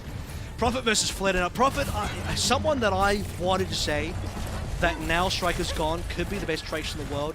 That last matchup on Busan did leave a bit to be desired, and that's because the Lip was all over, and we'll see now if things can change for Profit on a different map. Let's see, for now, he's jumping in. They're looking to take out Lip. They do force him to translocate back. He's just going to leave that up on top of the gas station here for now. Fate bionated. Well, back in, just like that. Okay, never mind. Nothing has changed. Lip is still just dominating. Finds a kill onto Profit. Is already almost at 65%. The way towards his EMP charge, and he's just fearlessly playing up around the corner. He says, yeah, I know you're not damaged. 70%? Yeah. I mean, this is nuts. What? Dude, again, his damage is just wild. How is he so He's beating Creative. He's beating Creative to a nano boost, and Creative has just been pumping heals into his tank line to try to keep him alive. Speaking of which, Marvel is not going to be kept alive. He falls. Pile driver. Fate manages to take him out, and this is just such a dominant statement right now from the side of the Shanghai Dragons. If they can keep this up throughout this entire series, then good God, every team in the Overwatch League, be fearful. EMP comes through, so far it's going to look pretty decent, manages to clip onto 3, and it was going to be used by Creative, throws that onto 2 to try to keep him alive, but everybody's just kiting back, so yeah, he'll build up a little bit of extra ult percentage. He'd love to hold on to his energy. It seems like he will be allowed to do it. Actually does find a kill onto Fate at the same time. Profit, false bomb, gets onto Lee J. Gone. see how much distance Seoul Dynasty can get now off the back of these picks. Well, Shanghai have to give up a lot of space here, so I would assume a lot of distance, and unfortunately Fate does overcommit. I was just going to compliment Fate, by the way, saying, yeah, Fate's getting a lot of pressure done. He's managed to get a kill into Marvel. He's playing ball again, something he showed in the June Joust actual tournament to be one of his best picks, but he dies, overcommits. Now he's back with the mines. Let's see if they can save the point. Fate falling low, needs to pick up some health packs. He's quite a ways away from his teammates. Rally rolling for Lee J gone, as well as Anamo. Just everybody getting armored up, trying to make this tougher nut to crack. But he's isolated. He gets taken down. He doesn't get to use a grab. I mean, this does, I guess, on the silver lining, gives Prophet time to build up a pulse bomb, so they have the big bang combo copium. Void finds 2 with the self-destruct. That's both supports now going to be gone inside of the gas station. And just like that, Shanghai Dragons wrest control back away from the Seoul Dynasty. Dude, that's heavy copium when basically what you said is, oh, we'll just lose now so we'll win later. And that's pretty wild. It's the what actually happened there? Guangzhou. Win now, lose later. Lip actually got a manual hack on 2U. That's why he died and got melted so fast. Couldn't bubble, couldn't grab, couldn't do anything, just got owned. And now Lip's going to have an EMP. Watch this, 2U's going to go for a grab. Lip probably lands an EMP on him and he can't grab again. This has to be a big bang combo, and it's got to be a significant one. Oh my god, Fleta, he finds 2 with the pulse bomb, and Amino and Fitz both eliminated. There's 45 seconds left, and then Animus gets committed to the fight. Marvel still almost dies. Oh dear, and they still have EMP. This is tragic. There's still right EMP. Now. It's not looking good. Soul look like they're about to be full health. There's almost a transcendence. 30 seconds. I mean, this fight's going to go, like I said, 2U's bet, he's not going to get this grab. EMP's just going to prevent the grab from coming on through. Lip's been spotted, but it's a little bit whatever right now. They can't actually commit onto him. He's right behind. He's going to translate up. He needs 2U. He desperately needs to get 2U here. Yeah, he's waiting. He's trying to wait until they're all clumped up. Waiting a long time. I mean, Fitz just reactively throws the flashbang, but it's absolutely nothing. They do force Lip to jump away, so at least buy themselves a little bit more time, but they have to make their way over to the cart. They try to deny the touch there from Marvel, but he will be able to make it happen. Grab's going to be coming through. Fleta finds 2U. Lip dead, but the EMP went off. Managed to hack Prophet there for a little bit, but don't find too much else on the back end. Stunned up for just a moment there, but manages to escape. Now the minefield going way into the back there with Fate. Void devours Prophet's pulse bomb, and this is just a comedy of errors right now for the side of the Seoul Dynasty, except we're the ones that are laughing, not them. Good God, a full hold here on Route 66. I know it's been a while, but this just looks like the Dynasty are just not prepared at all for what Shanghai are bringing to the table. No, this is like them facing Illidan and he says you're not prepared, right? That's the only reference I have to go along with that is, I mean, you look at the situation. This is going to be Flitter's 2-piece on the pulse, by the way, and it's going to be a fight ender. Yeah, double blink in, easy stick. Fitz has got nowhere to go. He knows he's done for. The most thematic thing that I can say about this matchup so far in terms of how Seoul are playing against Shanghai, how that's faring for them, is in that last fight, Prophet has his pulse bomb eaten by Void, and then Flitter lands a stick that gets a kill. That is thematically is about as accurate as I can go, which basically says Seoul are just getting denied and they can't do anything, and Shanghai doing whatever they want and even failing to do certain things, aka zero-man EMP, and they still win. It just doesn't even matter. And yeah, okay, 2U got a grab off. Who did he grab? I like nobody. And then he just dies instantly to the EMP anyway. Lip gets traded, but it's still a 5v5. And there's a Transcendence, which Izayaki gets to hold on to forever. Izayaki now on a Lucio for some reason. Probably not going to actually roll out on that. But Shanghai are a league above Seoul Dynasty. This is the team that won June Joust, and they're looking just as strong as that. I think they're looking stronger, to be honest. I mean, at the beginning of June Joust, at least, you know, they suffered that fairly rough loss, but they were able to bounce back and close it out. Yeah, I mean, they really did. It's a forced evolution right there. Yeah, learning from one of the best. Well, for now, much of the same here for Shanghai. Fate just gets absolutely annihilated. Really good stun there from Fitz, got him with a flashbang, and everybody just piles in on top of the Wrecking Ball. It was a good start, but I mean, it's not very far from the cart to go, and obviously 3.5 minutes as we just kicked this off. So you want to say that this certainly should be in the bag for the Shanghai Dragons, but who knows? Depends when Lip gets would be such a huge turnaround. Yeah, that's the only thing they can hope for. Chance of a draw. Void has been frozen up, but no kill no DMIC found, so this has been slow for Lip. I mean, it's been 45 seconds, and he doesn't have 70% like he did last time. Maybe that's just unrealistic expectations, but right now, the only thing that's really slowing down Shanghai is to seem to be waiting for a manual hacker, I guess, just to kill the Marvel works. Yeah, they do manage to find it creative with a good turn, keeps himself from getting hacked, gets the shots in to go ahead and deny that away from Lip. Deadeye up on top, Fitz will get Lip, was under a little bit of fire, but overall is okay, gets a flashbang headshot on the Void before Fleta finishes him off. I mean, it's a little bit of space being brought open here for the side of Shanghai, but I mean, Fate, he can't recover from that, swings a bit too low, goes off the side of the map, and for now, Seoul Dynasty, they will be able to hold this as Marvel rejoins the squad. The problem is, there's going to be some space given up. No matter who it is, and especially if it's your main tank, you have to back out. Like the rest of your potential defense at the front is forfeit. You can't be holding that bar forward once you lose players. And unfortunately, when there's big flankers like Fleta, Lip, and Fate, you're going to be in for a bit of trouble. So, can they put the lid onto Shanghai here? And that payload is reaching the end very quickly. It is. Ant Matrix out, Stick not going to come through for Fleta this time around. Doesn't even get that any damage in onto the support line, so for now they are going to be okay. Pile drive is looking big. That puts the minefield online for Fate. Goes ahead, holds on to it for now. Yeah, the Blizzard was just for Fate. He tried to solo Blizzard Fate, they just completely failed. Now the EMP catches everybody, including Animo. Oh, you're right. I didn't even quite notice that one. The sound barrier comes through, but it might not matter at all. The shields are just melting down. Marvel drops the shatter, but doesn't manage to find a damn thing. Just dies on the back end of it, and Shanghai, they bring in the cart around the corner, and this has to be a desperate swap now. Marvel's going to have to move to something like the Wrecking Ball as we see it, but it might just already be too late. Fate does get hounded down, Prophet finding a kill, getting rid of the Wrecking Ball, but somebody's going to have to touch this cart. Self-destruct. Somebody has to touch this cart. It's going to be Prophet. He gets himself in there. Now Marvel joins in the fray. This corridor orb is out onto him. He was hacked just moments before, and Izayaki finds the kill. Chiyu trying to play up, does have this self-destruct available to try to buy some space, but everybody can just kind of dip inside of the gas station. They don't have to move that far off. Lip will find an ammo. That's going to be the Immortality field now out of the fight. Self-destruct knocks Chiyu out of the mech. He doesn't get the opportunity to use his own self-destruct, Avril. This is just absolutely tragic for the side of the Seoul Dynasty, as the Shanghai Dragons are on an absolute warpath. You gotta just stop that, doesn't get the opportunity, and I would use that phrase to describe Seoul Dynasty in this matchup. They simply don't get the opportunity, full stop. They don't get to play. They don't get to play the game. There's nothing there, full hold. I mean, Marvel's trying to do like a token smile. They're like, we'll go next. That's one of those go next kind of smiles. Like, this one's done. I'm sorry. Like, we can't do more here. It's a bit of a mismatch. We're playing against a team of Smurfs. I don't understand. This is like when I watch Cast of the Masters and somehow Mitch and the squad get sniped in queue and they're like, well, time to go next, guys. And that's the facial expression I just got from the Seoul Dynasty. I'm looking at that stat right now on my screen. Lee Jae-gon with a 94% kill participation on Route 66. 30 defensive limbs.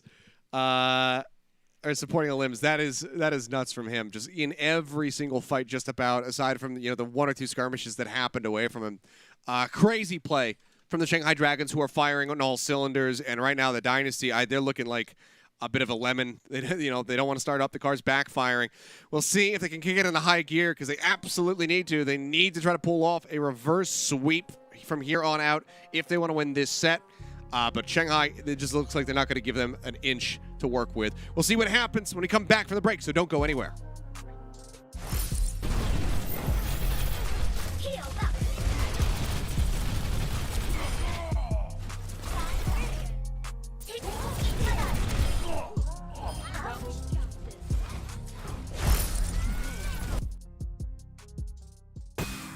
The Overwatch League is brought to you by T-Mobile, America's largest and fastest 5G network. Set your sights on the competition with T-Mobile.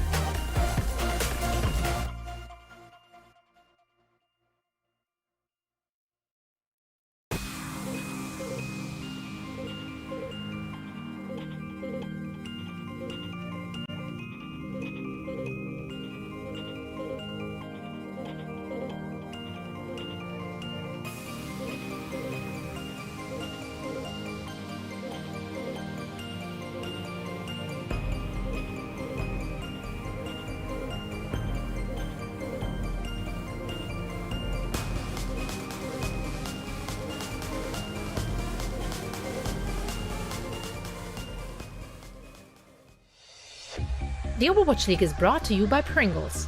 Stay in the game. And by NetApp, the official data management partner of the Overwatch League. Alrighty, and welcome back, guys. We are kind of speed running right now, which is not what we had anticipated. Shanghai Dragons leading the series 2-0. Utter domination on Busan. Now a full hold finish on Route 66. It's Temple of Anubis standing between them and a very, very clean and concise 3-0 sweep. And, again, I apologize. I said this once was going to be the El Clasico, and the reason I say this all the time is because prior to this season, the head-to-head matchup between these two teams, and they have a long history over the course of the league, two of the original teams since Season 1, is 7-7. They've played each other 14 times prior to this 2021 season, and it was dead even 7-7. Since the start of the 2021 season, they played each other additional 2 times, and both times were pretty convincing in favor of Shanghai, except for the one map that Seoul did win. And it seems like the third time they play against each other now, it's going to be another decisive one for Shanghai. So 2021, looking like the year of Shanghai, and Seoul are just not catching up. But 2020, they had some really good matchups, and I was hoping we'd see more of that Seoul versus Shanghai than the one we're seeing now. Although, if you're a Shanghai supporter, you're loving what you're seeing. Yeah, absolutely. I mean, good God, this is the scariest that they've looked in so very long, I would say, and that's a tough thing to kind of put out there, just because they have been a terrifying team for a very long time. You know, going back into Season 2, getting their first stage championship and whatnot, and then starting this incredible run and just constantly becoming stronger and stronger as the years have gone on. So to say that they're, this is the scariest that they've ever looked is, I think, kind of bold in and of itself, but it certainly feels that way. Everybody today here in this series is just completely firing on all cylinders. They're not backing down. They're staying focused. There's very few mistakes being made, which is just making it that much more difficult here for the Seoul Dynasty, because the Dragons are not providing a single window of opportunity for them to get in and try to turn fights around. They're just playing this almost as perfectly as they possibly could.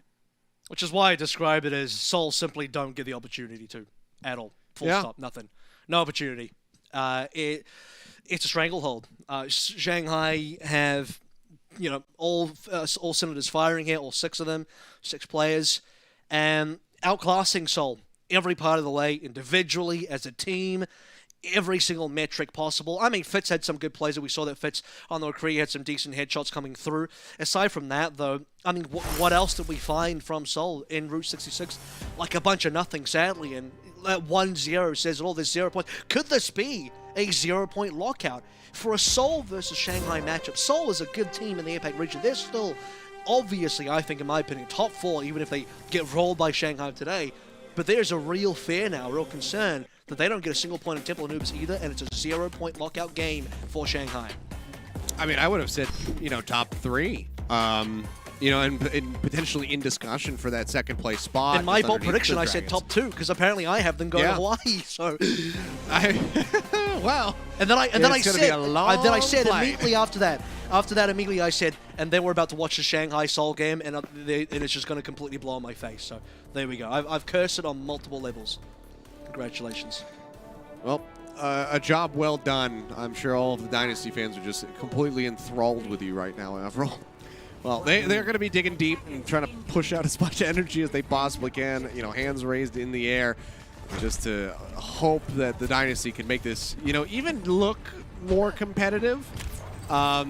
Because as it stands right now, I think that hoping for them to win a map, for them to pull off a reverse sweep is like a bridge too far. I think you're just hoping that even if they lose Temple of Anubis, that's at least close and not just completely one side. Yeah. Right now, the expectation is please just cap.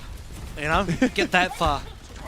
Because it's not been looking close, and at this stage, well, the good news is Creative does a 55-60 onto what's this Nano Boost. Iziaki hasn't been farming it because nobody on his team has been taking damage. There's obviously no Winston. Fate's chilling onto a shield tank, so... Wow, that's actually a big kill. They can't raise that. That's a huge one. I mean, if Lee Jae-gung can get into a position to res that, it'd be truly miraculous, but don't see that one happening. Flood is just going to be swapping off the Pharah straight over onto the Tracer to join back into the fray that much faster. Nano Boost going to be used by Creative onto 2U, and Fitz off screen will find Lip. Fate taken out, and it looks like that cap should be coming through. They're in onto the point. Ticking this one up. Fleta manages to find Profit. Whenever Fleta finds a kill, you have to start wondering, can they turn this around? Still here on the high ground, they're playing this one out patiently. Jump up there from Marvel just to contest for the moment. Second tick almost comes in. Void drops down to contest. They stun him up. They look to break him out of the mech, and they manage to do so. 24% away from that self-destruct, so doesn't have it available. Try to get back in. Bob is going to be called out. Let's see quite where it is. Bob? Hello? Well, the cap comes in. And now Fate, yeah, just going to be knocked out. I mean, I wonder if maybe they were in a position, creative, to try to get that sleep off onto the Bob. I just didn't see what angle it was even coming from, so I have no idea where he ended up. Either way, the cap is in, and it's over 5 minutes down the time bank for the side of the Seoul Dynasty. Well, the good news is there's not going to be a 0-point lockout, so Seoul will save some face there. But we get even more than that. EMP ready to go. Rally already been backed up. There's a lot of ultimates. You need to see Fitz land a big one. Oh, they're diving in. They're trying to get on top of Izayaki. Profit finally manages to make it happen. Has the pulse bomb on a Fate as well. Shuts him down. Self-destruct to clear the point here for a moment. Fleta comes back in with a pulse of his own. Finds an ammo. The res does come in, putting Fate back into the fray, but he's going to be hacked immediately by the EMP from Fitz, and he cannot drop the supercharger. Cannot offer up that additional damage here to his teammates. Fleta diving around the point, goes down here into the underpass, picks up the mega pack, and continues to duke it out, trying to get rid of Tuyu, but he's unable to manage to make that happen. As Izayaki in his dying breath lets loose with a nano boost, throwing here onto Fleta, but can he do enough with this to actually turn this fight around? EMP's coming. coming. With the kiting back coming through, this should be the Shanghai Dragons, rather, sorry, holding firmly here on the points, and not a single tick going to be grabbed here by the Dynasty. And no EMP used by Lib there as well, so they get to save that one for another day. Small play, so that's actually a pretty big play. Misplay maybe even. But Creative, I'm 99% sure this happened. Creative popped the nano onto Tuyu, who instantly self-destructs, and then they lose the nano. So that's unfortunately a wasted nano there. I'm not too sure Creative misplaced the nano. Maybe it should have gone to Marvel or something else. But we'll see what happens now with Lip in a position to EMP. He's getting quite aggressive about it, just holding it above Soul's heads, threatening it. I'm kind of shocked that he didn't go for the play there with Fleta on a property. Obviously, he had scouted him out. Could have tried to go for the hack, force the recall early, and then have him come in. But yeah, they don't go for it. Profit, all the same, is still going to die. EMP now comes in, caught 4. Marvel, the first one to fall. Almost has that natural hack there onto Fitz, but he does manage to translocate out to safety just in the nick of time. The rest of the squad, same cannot be said for them. The whole pull there on a creative sets up for Izayaki to get that final blow, and Lip is just straight back into farming. Marvel just dies. He's fighting for respawn. He's just going to die. They're kind of spawn camping now as well. One, like, it's not even, again, a pretty decent play. There was Izayaki solo kill. Profit, you can see on the kill feed, 0 assist. Just drop in a couple of shots on the Ana rifle. You know, nothing to be said there. Profit just eats it, cops in the face, goes down 6v5. And to be honest with you, I'm not a fan of, like, super aggressive EMPs out in this courtyard area. I would prefer to bait the attacking team onto the point or near the point on the bridge somewhere than EMP in a kill box instead. So that's what Shanghai end up doing. It's way more successful. Be right back. I mean, Lip is already halfway to his next one. So, let's see what Fitz can get done. He's trying to push forward. He makes his presence known, has to jump out as he takes over half of his HP in just a fraction of a second there. Right back out of the fight. Rally now going to be rolling. Does get armor here onto the Sombra, on a creative as well to try to keep him topped up. Tuyu pushing up. Hacked here for the moment. Decently high charge. The bomb goes over the top. It finds Fitz. Oh, that is catastrophic. You cannot afford to have that happen. Now the EMP is not going to be in the fight, and they obviously have no way to bring him back in. Stun's going through on a creative as Anamo has already fallen. The healing cut down. And that is just going to be the finish. They push Marvel just a little bit deeper onto the point. And this is that was a rarity. A bit of a stagger there on a Winston. Because they had him hacked. He couldn't leap out. No primal. Oh, boy.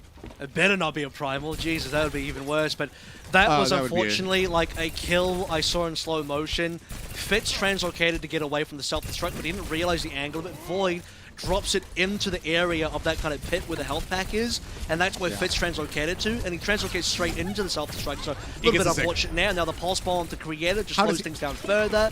How does he get it? He's Fleta. He's an MVP player. That's the explanation, I suppose. Yeah, I mean, just incredible tracking throughout the entirety of that skirmish. Just, you know, he's just doing 180s, back and forth, and then finally gets the stick. Shuts him down yet again, and just continues to build up for another one, 25% of the way there. Flip in the meantime, well into the back. Halt will find 2, just keeping the supports nice and locked here we together. go. But Fleta does fall. Fitz is spawn camping. Is he? Well, he's doing something. Who's going to Really EMP have to keep first? there. Actually, we do need to see these come through. Oh, Doesn't he it just catch? got stunned. No, he got it. He got it. It does not. Yeah, he Still managed got to it, get the EMP off. Catches on to several members now. Lip going to be the first one and the only one to fall thus far, but as I say that, Lee Jae-gon will be taken down, and Void is going to be demexed. Flutter swaps over onto the Reaper, gets the nano boost here to try to stay alive. Izayaki is a Bionade down at his feet. Keeps himself in the fight for a little bit longer as Fleta does manage to come up with multiple kills here, and there's still not a tick on the point. Prophet now going to be gone. Marvel trying to exit, but he just can't do it. And the Seoul Dynasty just haven't been able to get a damn thing done on this point B. Yeah, we're back to the previous meta now, you know, seeing some more Reaper coming on through, 12 seconds remaining. Marvel hasn't had a chance to pop Primal. This is the same Primal, by the way, that's been there for like 2 fights in a row, because his whole team's always dead first, and now Fitz has been solo killed, and there's an EMP. Yeah, Flip, he's had this one in the bank. He died early in the last fight. He didn't have to Use use it. it. Yep. EMP does come out, manages the Pine 3. That means that Marvel cannot use the Primal. Prophet cannot use that Pulse Bomb. Hack will now expire, but Prophet is just going to be dead. Lip again, hounding him down left, right, and center. Gets rid of him, gets him out of the fight, and they get the Dynasty off the point. No percentage gain here on B, and that's with a 5+ minute start in the time bank. Which they only got because Flitter got caught out on the fire. There was no res there. It was really far forward. And yeah, okay, on a fire, you want to be spamming, you want to be doing cool stuff like that. It's compounded by the fact that not only does Flitter die in the fire, but then Creative has a fast nano as well, because Marvel and Co are just eating damage, and Creative just farming the nano boost off of Flitter's damage. So getting a solo kill, no response. That's as good as it's ever going to get. Fitz then converts onto a solo counter Lip, and that's about the best fight we've seen from Seoul Dynasty, maybe in this entire matchup. Sans the fact that Mecha Base had a couple of decent fights as well. But beyond that, 5+ minutes. We had how many fights? 3 fights in a row where Marvel doesn't get to use the Primal. It's not necessarily his fault. It's not like, oh, Marvel, why didn't you Primal? His team's always dead. He's lost all his supports. Like, he can't do more. Like, if he primals it, he's feeding as well, because there's no way they'd win that. And then the final fight happens, he's hacked, he's instantly killed, and there's still no primal. And it's just all gone to pieces. And this looks like another situation for Seoul where there is simply no opportunity. I don't have a better way to describe this matchup right now, except to say that Seoul just don't get a chance to play this in this entire B offense. Oh, this was so beautiful. Damn, dude. Oh, and what? And then Lip finds him on stance. Oh my no, God. I think Lip was camping the translocator. Lip must have been camping the translocator. Fitz went hunting, but it was just, and they it's like coordinated the very that. moment that he, it looked like Lip was going to give up on the hunt. The very moment that he is about to give up, they find him, and he just turns around and he's like, oh, hey. I mean, that's just perfect, isn't it? Gorgeous. I mean, it just goes to show coordination that they're operating with right now. 2U does manage to interrupt the hack with the charge forward. Lip will go ahead and just grab the health pack instead and just continue to just pump bullets into this mech. He's at 40+% already, Avril. Yeah, he's farming 2U, who runs out of Matrix, and he's like, you want to keep this going? I'm just going to build further.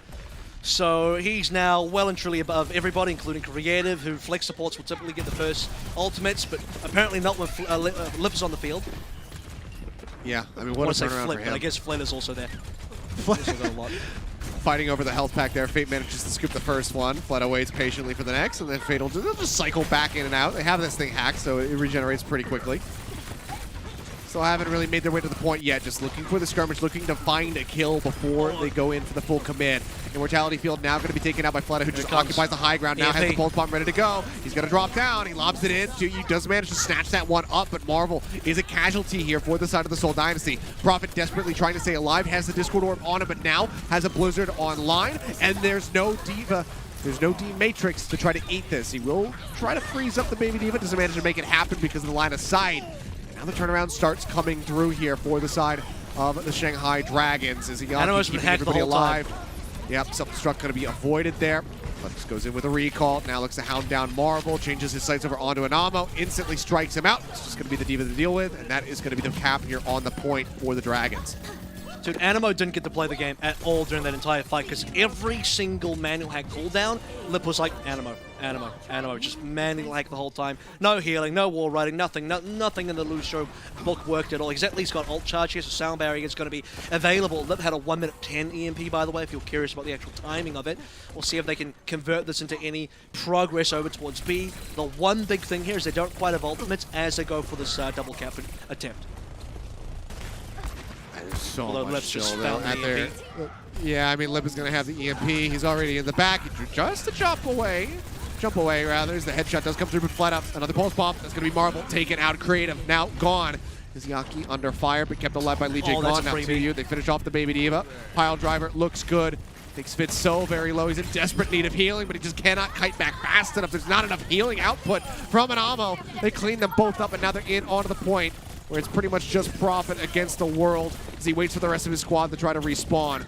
Fleta looking to hound him down. Instead, looks over towards Marvel. He's just got a sliver of HP remaining. Fitz comes in, finds Fleta with a Doom Fist, gets the uppercut there, but dies in midair. Lip gets the kill. Now nearly has another EMP online, and they are so very close to taking this one right now. Afro, Lip, he stays alive, almost dies. The EMP comes through, and that is it. They clear the point, and the Shanghai Dragons will find victory. There's a one-man EMP for those that were curious. And by the way, Izayaki did die with Transcendence, so it's another one of those situations where Shanghai have extra ultimates, they have extra things in the bank, they don't even have to use them. Izayaki dying with Trans, yeah, who cares? It's an afterthought. Shanghai didn't need him anyway, they didn't need the Trans anyway. All they needed was 5 players with their ability to frag him. And that combination kill, Fate dropping down onto Fitz with the slam, and then Flitter's speed and how quickly he gets into the backline over towards spawn and collects the kill onto Fitz. This is the level of team player Shanghai show, and the speed at which they execute on the comms, and also on the movement of the execution of the players being in that position as well, just to collect these kills. I mean, that entire scrap in that last fight, and I call it scrap because it didn't feel like a fight to me. It just felt like a bunch of solo engagements, a couple of 2v1s, except every single engagement was working in favor of Shanghai, and even the couple of kills or the couple of decent things going the way of Seoul, not good enough, doesn't help you. You killed a Zen with Trance, nothing changes. No, I mean, this is just brutal.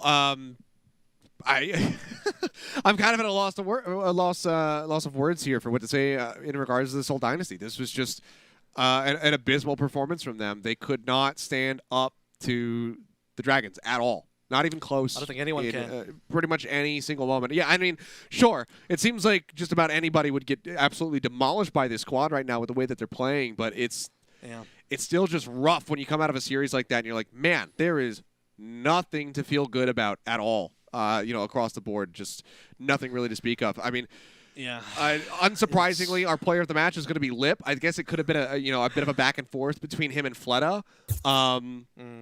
But Lip off the get-go, the build times that we saw from him with these EMPs, the damage output that he was achieving was just absolutely nuts. He had to win this. Like the first map, Fleta caught up on the other map, so it's not just Sombra dominance the entire way, but you have to understand, if you're watching this and you're not familiar with, some of how the stats work, and you're not sure, like, what's a high stat, what's a low stat, like, what's impressive, believe me when I say, a Sombra out-damaging 3 other DPSs shouldn't happen, and neither of the other 3 DPS. I don't think Fitz was playing Sombra, at least not the entire time on Busan, whereas Lip was. And usually Sombra is never high on the damage chart, because Sombra does very small damage. If you've ever played Sombra, she doesn't do a lot of damage, and she's very fragile. She has to translocate away a lot. She's very opportunistic. So she's not the big frag on the team, but Lip was dominating damage per 10 stats, and also total damage done higher than any other DPS on that first map of Busan, which should never happen. That's insane for a Sombra performance versus players like Fleta and Prophet, who have both been MVPs. And now Lip is maybe looking for an MVP himself this year, because he's playing to the caliber where I think he might get it. Look at this, though. That is insane. 28 enemies EMP'd throughout the series. That includes the 0 EMP he got. Maps. One of his EMPs got 0, by the way. Yeah, and 63 enemies hacked throughout this, 35 offensive assists, and 61 eliminations. Those are stupid numbers, ladies and gentlemen. This should not happen, at all.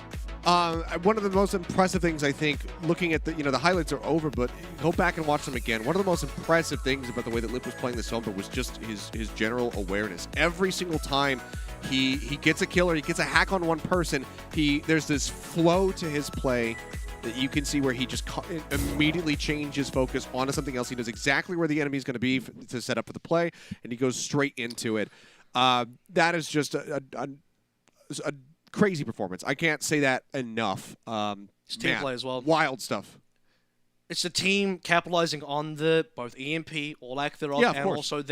also then the hacks as well. Like I said, Fade on the ball. Ball's, by the way, a perfect hero for capitalizing on Sombra plays, because Ball's the fastest main tank in the game.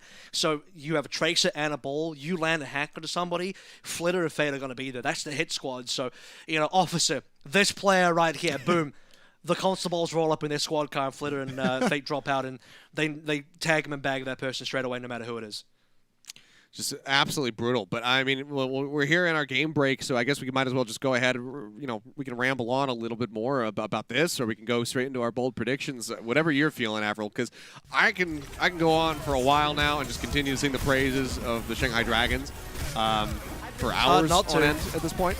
It's like the best team legitimately the best team in the league. Don't let there. You're going to get salty. You're not talking about you, Seth. I'm talking about the audience. Fuel fans especially don't like it when I say it, but Shanghai, they proved it. They beat Fuel.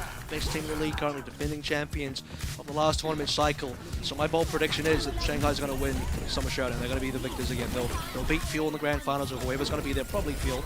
Not that we've seen Fuel play yet. So at this form, if they continue this form, Shanghai will be champions again. This is incredible. Seoul looked phenomenal in their opening two matches, and Shanghai just embarrassing. This is like, when you see your friend who's like Masters and looks phenomenal, and then Shanghai show up as a top 500, like, oh, okay, that's Overwatch. Yep. The one thing that I really need to hope for in the future is because we're already talking about Hawaii, and I'm not sure about your initial bold prediction, how the hell that's going to go down, Apple. There's still time. There's still other opponents, obviously, for Seoul can go Dynasty to defeat. 3-1 still, but we'll see. Yeah, they still can make it happen. But I'm so excited for the prospect, if both teams make it again, of Doha versus Lip in a Sombra-centric meta. That just sounds like such a treat to watch. Doha's like, originally I would say, 2 years ago during the 2019 season, a lot of people were saying like Dante is the best Sombra in the world. I was like, no.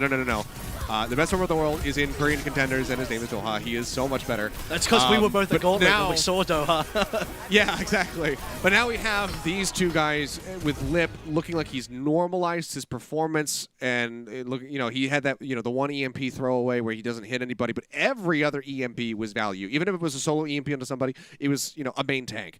And they were getting the kills off the back end of it. So it seems like he's really honed in on his consistency with his character, and I think it's just going to be incredible moving forward. I guess that's my bold prediction. Whatever, we're going to see those two clash in Hawaii. What about you? I already said that they want to win in Hawaii. I just said they're going to win Summer Showdown. Because it's a bold prediction. It's going to be bold. I mean, well, your one's less bold than mine, because you're saying they're just going to clash versus Fuel in the finals. Okay, I'm saying they're going to win the finals. So we're kind of doing the same thing here, but mine goes slightly further. It's just a little bit further. I think both of my bulk predictions can still come true. I made sure they don't conflict, not mutually exclusive here. Seoul can still go to Hawaii, and Shanghai can still win the entire tournament. It's very, very good point there. Good job covering your tracks. But guys, that's going to do it from us here today for the APAC region. And it's going to be coming up later, so take a nap, do whatever you got to do to make sure that you tune into that. And then myself and Avril will be back tomorrow, bringing you all of the APAC action yet again. So make sure you stay tuned. In the meantime, have a good day, night, evening, whatever it is. Stay safe, wash your hands, all that good stuff. We'll see you next time. The Overwatch League is brought to you by Pringles. Stay in the game.